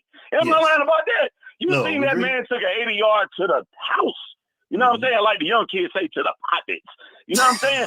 We need guys that's going to hit it and run. And in this offense that Cam Ward is leading, the leader, the baddest MF on the planet in college football. I said it before. He's the baddest college football player Well, you know, people say Travis Hunter. But anyway, Travis Hunter's dope. He's great. He's good. But Cam Ward is the baddest quarterback in all of college football. And I dare someone to doubt me on it and want to go back and forth. But no, real talk. I've been saying this for weeks about the run game. The run game has been shit because they dance too much. They dance too much in the backfield. Hit the damn hole, man. Martinez, he's supposed to be that bruiser, that guy that can hit it. Seen it yet. It's been, what, 5 weeks? I haven't seen it yet. You know what I'm saying? Mark Fletcher, I haven't seen it yet. Mark Fletcher looks good because at the end of the day, we get near the goal line and Mark Fletcher gets in the game instead of Martinez. He gets in the end zone. Stats look better. He's got the touchdowns. But if you look at it, Jordan Lyle, the young boy, is the young stud. But honestly, we need to do better on the run game. The holes are there. The offensive line is doing their job. Can he do better? Yeah. Now, throw last week out, fellas. Throw last week out. I don't know if you saw DJ Williams' video that he posted, that he went on TikTok and posted. Y'all remember the great DJ Williams that played at the U, the great linebacker from the national championship team. But he said it best. He said it best that the defense played like pure D trash. I'm talking about D. Hey, Devin and Larry Frank. I'm talking about, you know, that garbage truck juice stank. Yeah. You know what I'm talking about? I used to drive one. Yeah, I used to drive them. Yeah. So, yeah, I know. Yeah. Yeah, so I mean, but that's what that was, though, man. I mean, really, both sides of the ball played like trash. And, you know, I chalk it up to those little jinky-ass Friday night games. Who in the hell plays a Friday night game? I thought we was above that. But evidently, we got to get thrown them little Thursday nights, little Friday night games. It is what it is. In Virginia Tech, you know, they play like world beaters for a little while. But then Cam Ward had to put the team on his back, even though he didn't play great the whole game, but he put the team on his back at the end. And it took for Michael Irvin to have a coming to Jesus moment with the whole defense on the sideline in the fourth quarter to get them to play like something. But having said that, I have no worries about going into this game, even though, like my man said, I don't enjoy being up to damn near 2 in the morning watching my doggone Canes. It's weird. I've never been watching a 10:30 game. Have we ever played a 10:30, fellas? I don't think so. I can never recall that. No. Never. So, you know, hey, Larry, Frank, and Devin, y'all know I like to get it in on Saturday, especially on the Canes Day Saturday. So I'm going to have to not do anything until about 8, 9 o'clock. You know, else I'm going to have to take a goddamn nap. Yeah, I'm going to miss the whole goddamn game. You know what I'm saying? I'm still going to have to take a nap. But nonetheless, I'm going to tell you something. People talk about, oh, they got to travel, you know, 3,000, 4,000 miles across the country. And people making a big deal about us sending trucks with the equipment. You know, can you stop? The players are not riding in the goddamn bus. I mean, they're flying first class. They'll be fine. Matter of fact, majority of these players ain't never been out of the state of Florida or not far out of the Southeast. They happy to go to California. They can't wait. And matter of fact, if, like DJ Williams, the great DJ Williams, might I add, said that what Michael Irvin said, he said that if Cristobal is who we think he is, that he dug in their ass this practice. They went full pass, I'm sure, multiple days this week because we couldn't tackle. We played like pure D shit last week, fellas, on both sides of the ball. So, you know, we going to get it together. We know that, you know, once you get into that top 10 consistently, then everybody, you know, sees that bullseye on your back and they're aiming for it. And I think that this team is just totally different, starting with the quarterback. Cam Ward. Cam Ward is just different. He's different. We hadn't had a quarterback like Cam Ward since Vinny Testaverde. And no, I didn't say goddamn Ken Dorsey, because Ken Dorsey was, you know who he was. He was a goddamn game manager. He was a great game manager. But this boy here is a leader. I'm not sure we ever had a quarterback like Cam Ward. Even though he's a one-year rental, he's going to get us a doggone spot into the playoffs and into the promised land. But I'm just telling you, forget about that shit with what you saw last week. We are going to right our wrongs. But when you talk about the run game, whoever that was talking, it is not Dawson. Dawson is drawing up a great scheme. It's just these running backs got to hit the hole like they goddamn want it. And that's all I got to say. I'm going to hand it to y'all, fellas. How y'all doing, man? Canes family. You talking the motherfucking house, baby. Man, we are great, man. We are great. seeing you come across the screen and I almost fell off my chair, man. So I wanted to make sure before I end this show that I got you on this damn on this show, man, and brought you in, man. So I've been doing great. Larry Frank, how you been doing, brother? I've been doing great as well, and not just tonight, man. Be here for every show and bring it, because you bring it in a way like no other person can, man. You got to call in more often and be a part of this thing more often, man. You just no, he don't watch us no more since he ain't on the show. He don't watch us no more, so he finna feed me some bullshit. saying all He that. finna feed me some bullshit. Yeah, there I go. There I go. I said it. From the show. You're damn right. I said it when I said I said I it. got fired from the show. I wouldn't say I'm you not got in that. fired from the show. I I'm wouldn't not say you in got that. fired from the show. Now that's his words, y'all. I'm Those are his words. I'm drinking my water. Those are his words, y'all. So I'm gonna let him. He said that, y'all, not me. So I'm gonna leave that alone. I'm drinking my water. You know I love you, D. You know I'm messing with you, bro. Well, what's up with my nephew Ant, man? What's up with Ant? He's doing good, man. He's doing good. Yeah, Hey, are you coming? Good. Are you Yeah. coming? Are you gonna be able to come to the bash November the 8th? You need to come down. You're only a couple of hours away, man. Watch this. Hold on. Let me Hey, I didn't know the bash was on November the 8th. I would love to come. See that, D? Don't do that. I didn't know. Frank, man, Frank. Okay, well, listen, man. Frank, you just sit back and listen for a minute. Tell him, Frank, so I want to make sure, man, he get the information, because I want to make sure, man, we got him on the VIP. So, you know, I ain't going to have no excuses, Frank. On the VIP. Watch this, though. Utah family. I talked to Larry Frank maybe about a couple weeks ago. That's a lot there, Jay. It's a lot there, Jay. Hold on, but what he said, though, Frank, what he said, hold on real quick. What he said, though, because I ain't know nothing about this conversation. What he said, Larry Frank, when y'all talk, what he say? Because I didn't know you talked to him. Oh, we were talking about the game, but he also said he hadn't hollered at you in a minute. Oh, he said he ain't hollered at me in a minute? Yeah, he haven't. Did he say he tried to call me? We didn't get into all that. Yes, because my number ain't changed. Now, hold on. Yes, sir. Well, Devin, I got both of your numbers, and I sent you a text message. No, you didn't. No, you didn't. I called you on your birthday. Wish you a happy birthday. You didn't even respond to me, bro. You didn't even respond to me. Call me on my birthday, sir. I did. I called you on Larry Frank. Larry Frank. What did I? Didn't I call him on his birthday, Larry Frank? Then I say, Frank, I'm finna call E-Gray and tell him happy birthday. You told me you was gonna call him and wish him happy birthday. Okay. Well, you didn't get the call. Well, I'm gonna make sure you get this invite. You told Larry that I didn't get the call, but you know what, Devin? I was drunk on my birthday, so it's all good. God damn, man! November the 8th, you better be at the bash. November the 8th, you better be at the bash. Hold on. Mr. Frederic, we're gonna do a promo real quick. Hold on, Mr. Frederic asked where the bash was. Let's do a promo real quick for everybody. Watch it, E-Gray. Check it out. Check it out real quick, man. So this is where the bash, November the 8th, man, from 6 to 10, man. We want to see everybody, man. Please come, man. Holler at your boys, man. We're going to try to get E-Gray there, y'all. So he said he coming. Y'all heard it right here. He got the invite. And we want him there. We inviting him. We got the receipt. We telling you, bring your ass to the bash, E-Gray. We telling you. We got you. Promo right here for y'all. Here you go. Y'all ready to get down?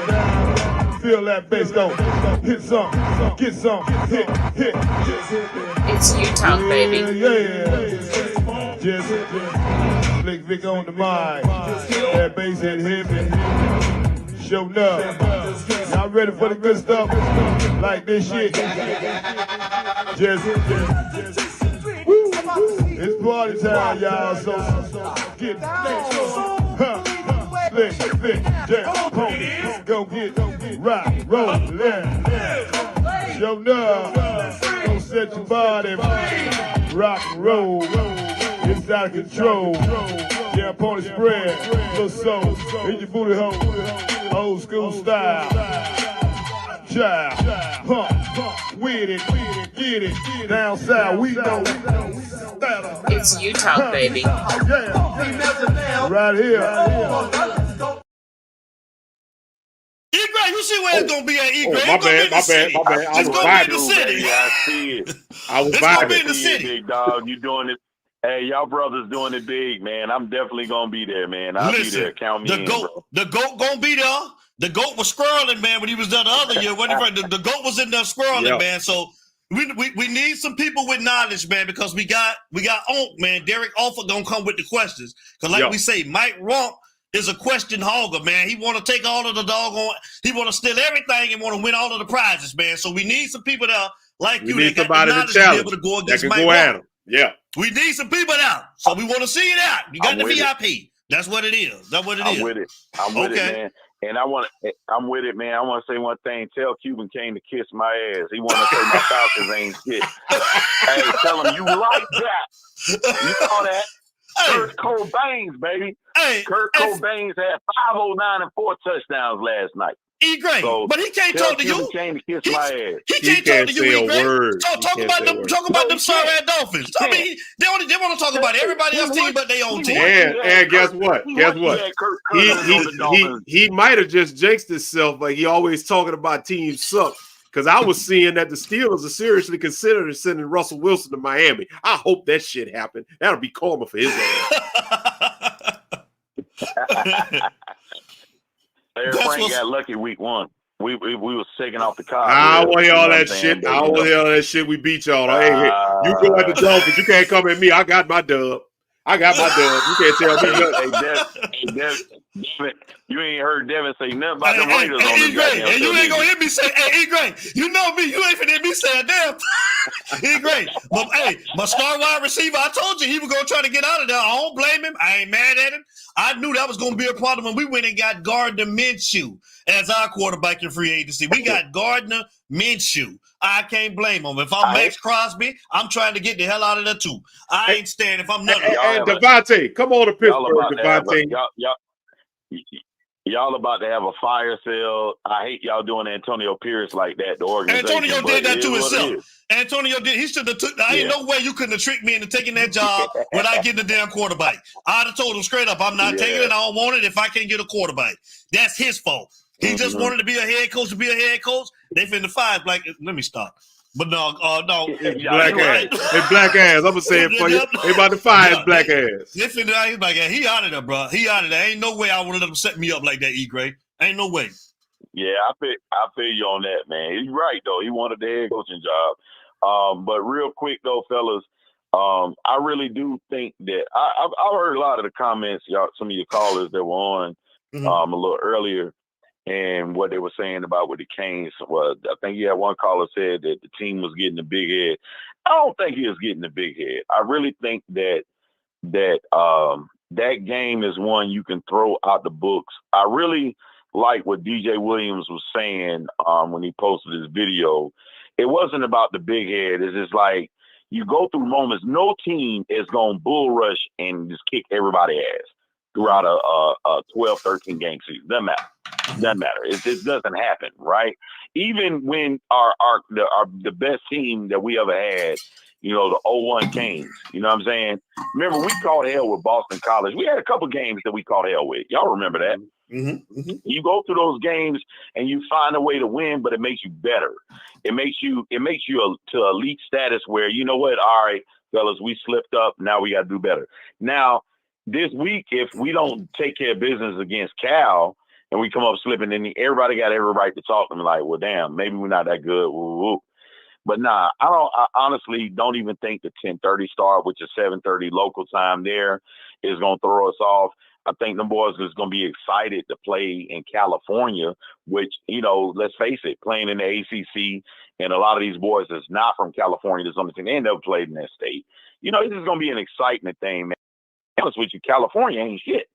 University of California is not shit. They lost to fucking Florida State.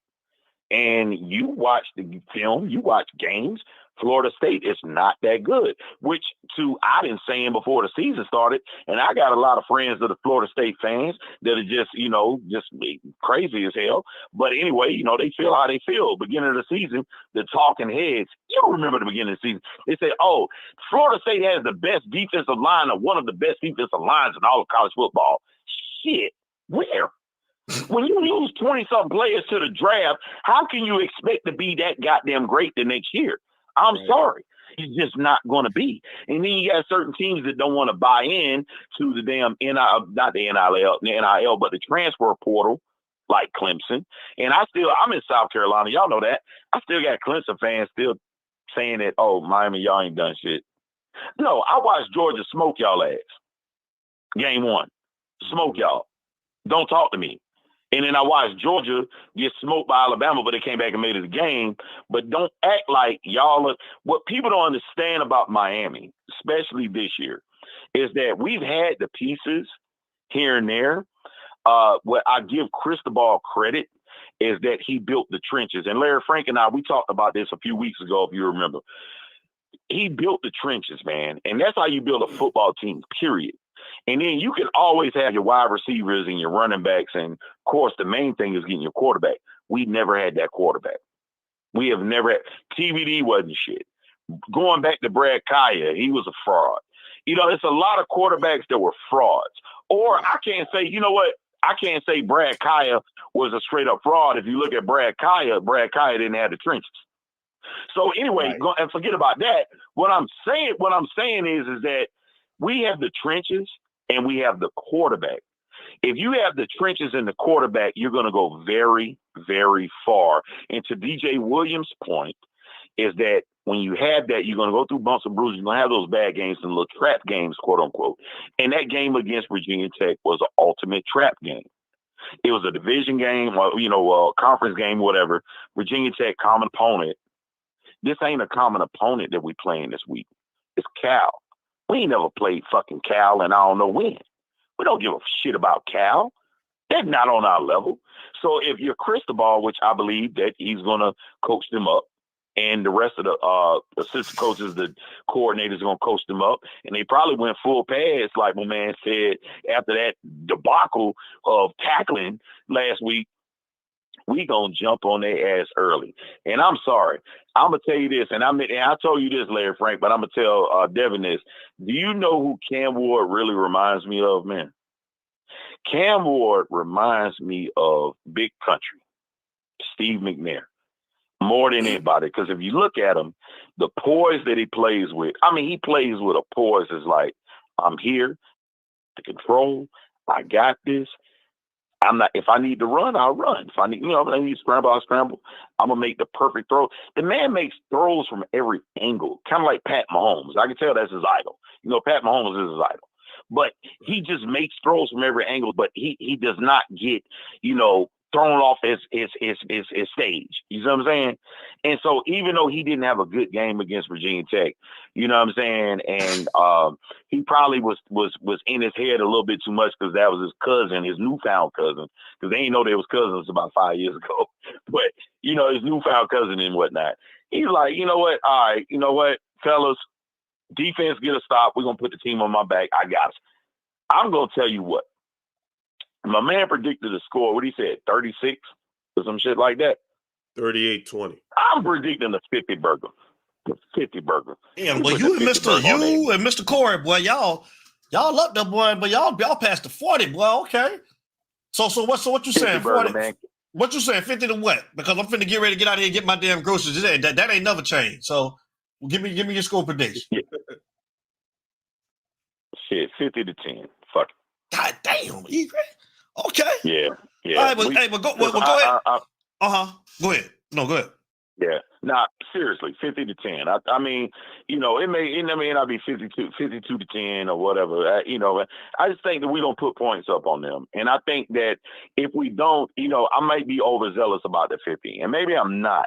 But I feel like that the defensive coaches and the coordinators, they are going to put the defense to the test like, hey, we ain't giving up nothing past 10 points. You know what I'm saying? All right, the goal is not to give up a touchdown. Because I watch Cal. I don't see. Tell me if I'm wrong. What is special about Cal? I don't see it. So if the defense is as good as we think, we knew going into the season that if any loopholes or any holes in the defense would be the secondary. The front four or the front 8, front 9 gets to the ball. So we, play our game and get to the ball and wreak havoc. We're not giving it up on the ground like that. So if you're going to have to throw against us, let's see you throw. We get to the quarterback. But I see turnovers. I see the defense actually answering the bell and getting maybe a touchdown or two, a couple of turnovers, touchdown or two. But I think that what I love about Cam Ward is that he praises his defense, but he also holds his defense accountable as he holds himself accountable. You know what I'm saying? I don't know if y'all peep that with him, but that's what he does. He's a true team leader. He's not like a leader of the offense. He's the team leader. Yeah, remember that. So it's just different going into this game. It's different. And so people might think we're out of whack going at 10:30, 7:30 their time, 10:30 Eastern. They don't give a shit. They happen to be in California. They'll sleep on the way back, you know what I'm saying, on the plane back. You know what I mean? So I love it, fellas, but I ain't gonna hold you, man. I got you, D. You know, around this time, you probably hungry, probably ready to eat your steak. You damn right. You already know what it is. So, hey, listen, I need you. I know you're very well, but some things will never change. But, hey, listen, I need you to plug everything, man, how they can talk to E-Great, man. And like I say, hopefully this ain't the last time. We won't have to hear from you like once every 2 years or so, man. We can get you on here a little bit more regular if that's something that you would like to do, man. So, you know, I think we can work that out. Yeah, hello? I appreciate it, man. Shout out to you. Hashtag Just Saying Sports YouTube channel. We revamping some things. We've been putting out videos here and there. Just me. See, unlike you, I've been watching. Unlike you, I've been watching. I just want to throw that in there. And I've been commenting. I watch all of it. So even though you don't never get my Raiders no props, I still watch Just Saying, man. So yeah, but go ahead. I'm sorry. Go ahead and plug it. Falcons still ain't shit. It's hard to get the Raiders props. I mean, hey man, listen, man. Just go ahead and plug Just Saying. Don't be talking about the team, man. Just go ahead and plug Just Saying, man. Just plug Just Saying, dog. Nah, hey, rock with me on Just Saying. Hashtag Just Saying Sports. Rock with me. We'll be putting out a lot more content coming up. Even though my brother right here, he talking about the Raiders. You know what I'm saying? They ain't worth a damn. And you know, Larry Frank and his Steelers stole a game week 1. It's all good. Falcons is on the way up. It's all good. And I love y'all. And you know what? And Cuban Kane can continuously kiss my ass. How about that? Like,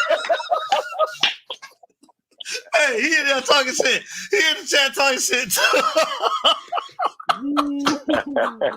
Hey, but hey, notice though, Frank. He gonna dog all us though, man. But he gonna steady talking about the Falcons on the ride. But he gonna keep the Falcons up in there, ain't he, Frank? And I want to know how the hell the Steelers stole the game. How they stole the game when the Falcons couldn't even beat a goddamn kicker. A kicker outplayed the Falcons in week 1. I need to know that. I agree. Go ahead. Larry Frank, I'll tell you why. Well, Larry Frank, I'll tell you why. First of all, they need to do a drug test on your kicker and TJ Watt. First of all, the motherfucker TJ Watt play like he got a battery. Like this motherfucker can't be stopped. The kicker, y'all goddamn kicker kicked a 60-yard field goal, and the shit was good for 80 yards. What the hell we talking about? Goddamn, test both of them. Shit. God damn. Man, I'm going. I rest my case, bro. Man. I rest my case, brother. I rest my case.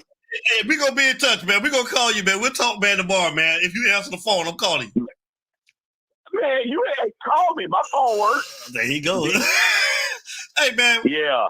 Hey, man. Hey, you answer the phone tomorrow. We'll talk tomorrow, man.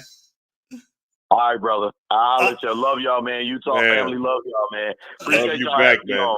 Yes, sir. Always, bro. Love you, bro. All right. Great, y'all. All right. Much love. Just Saying Sports was in the building, man. It's you talk, baby. Well, you talk, man. Y'all like E-Great, man. We gonna slide him in here, so man. Get E-Great in here, man. We gonna try to get him to call us a little bit more, man. Because I mean, we want to hear from him more than once every 6 months too. Don't you laugh, Frank? You want to hear from him a little bit more? It's more like once every 3 years. I know, right? I'm being gracious, though, Larry. I'm trying to be gracious. You know, I haven't heard from him on here like in years. So I mean, hey man, you know, change that narrative, E-Great. Yep, me too. Yeah, I'm watching Just Saying and stuff, man. He talking about, you know, he ain't watch the show. You don't watch this no more, man. You know what I'm saying? Shout out to E-Great, man. I'm gonna call him tonight, man. After I talk to Coach Hayes, I'm gonna try to get in contact with Coach Hayes. Y'all keep Coach Hayes in your prayers, man. I'm gonna give him a call after the show, see if I can get in contact with him. We asked that everybody pray for Coach Hayes. I don't know what's going on. I think who that gave us the information was Mr. Corey. Told us that he's going through something right now. I think that was. Yeah. So everybody pray for Coach Hayes. I'm going to talk to him and try to get an update and let him know everybody praying for him. So Larry Frank, go ahead and give you departing words. Them groceries are calling, Larry Frank. They calling. Hey, man, shouts out, man. Thanks a lot for joining us as always, man. I always say it every week. We appreciate you. Real thing, one thing I want to give right now, one thing that I want to throw out that I don't think a lot of people are realizing. This Miami Hurricanes team right now has scored more points. I saw this graphic today. They scored more points in their first 5 games than 2019 LSU. That's saying something offensively. Now, we just need the defense to tighten up, so we'll wait and see how that goes the rest of the way. But shouts out to the callers. Shouts out to the chat. Shouts out to everybody that rocks with us. Like I always say, if you're watching this show and you have not hit that like and subscribe and notification bell, mash it. Mash it, because we're going to go live. You're going to miss it. You saw Mr. Magic had problems. And he's subscribed. So, if you ain't subscribed, you're going to have problems. So thank you for supporting us and rocking with us. Hey, we'll see what the Canes do tomorrow. If the Lord says the same, we're going to be back here Monday night for the recap show. And after Monday, Miami has a bye week. So we'll be here Monday. But next Friday, no show because we don't have a game. Or Monday. Or that Monday. Or that following Monday. So after this coming Monday, we won't be back until the night before the Louisville game, which will be 2 weeks from the night. So, that's what we got going on. But other than that, you talk Bash, get your tickets. Shouts out to everybody. Be safe. Stay prayed up. That's all I got, D. Yep.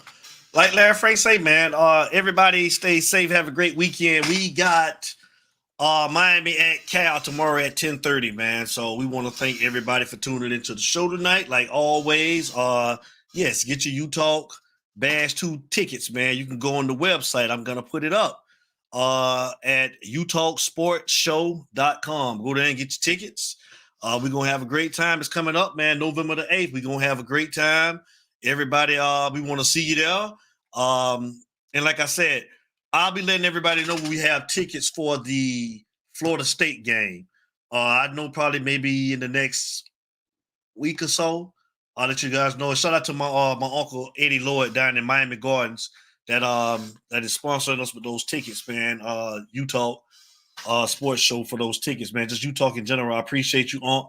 Thank you very much for what you're doing, man. So that's courtesy from UTalk, man. That some of the tickets for some of the games this year, and there'll be some away games as well. But we'll let you guys know we have any tickets for the Florida State game. So, yeah, thank you. Big prayers goes out to Coach Hayes. We ask that everybody continue to pray for Coach Hayes. We love you, Coach Hayes. I'm gonna try to give you a call. I know you're watching. Especially, I know you ain't got nothing to do. You laying on your back. I know you're watching. So we'll definitely give you a call after the show. We love you, Coach. Get well. And yeah. So y'all, shout out to E-Gray, Just Saying Sports, man. Thank you for the call, man. We love you guys, man. And y'all know how we start every show. And y'all know how we end every show. It ain't no us. Without you, baby. Oh, yeah. And we out. We love you guys. Take care. Y'all already know what it is. It's UTalk. It's UTalk, baby.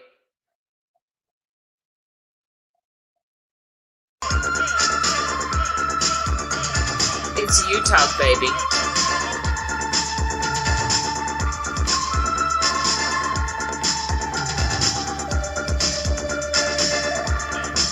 Phone check 1. In the meantime, you're too late. Mr.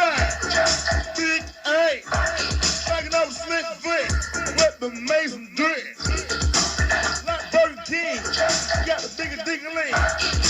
So true, the Pony Crew. It's UTalk, baby.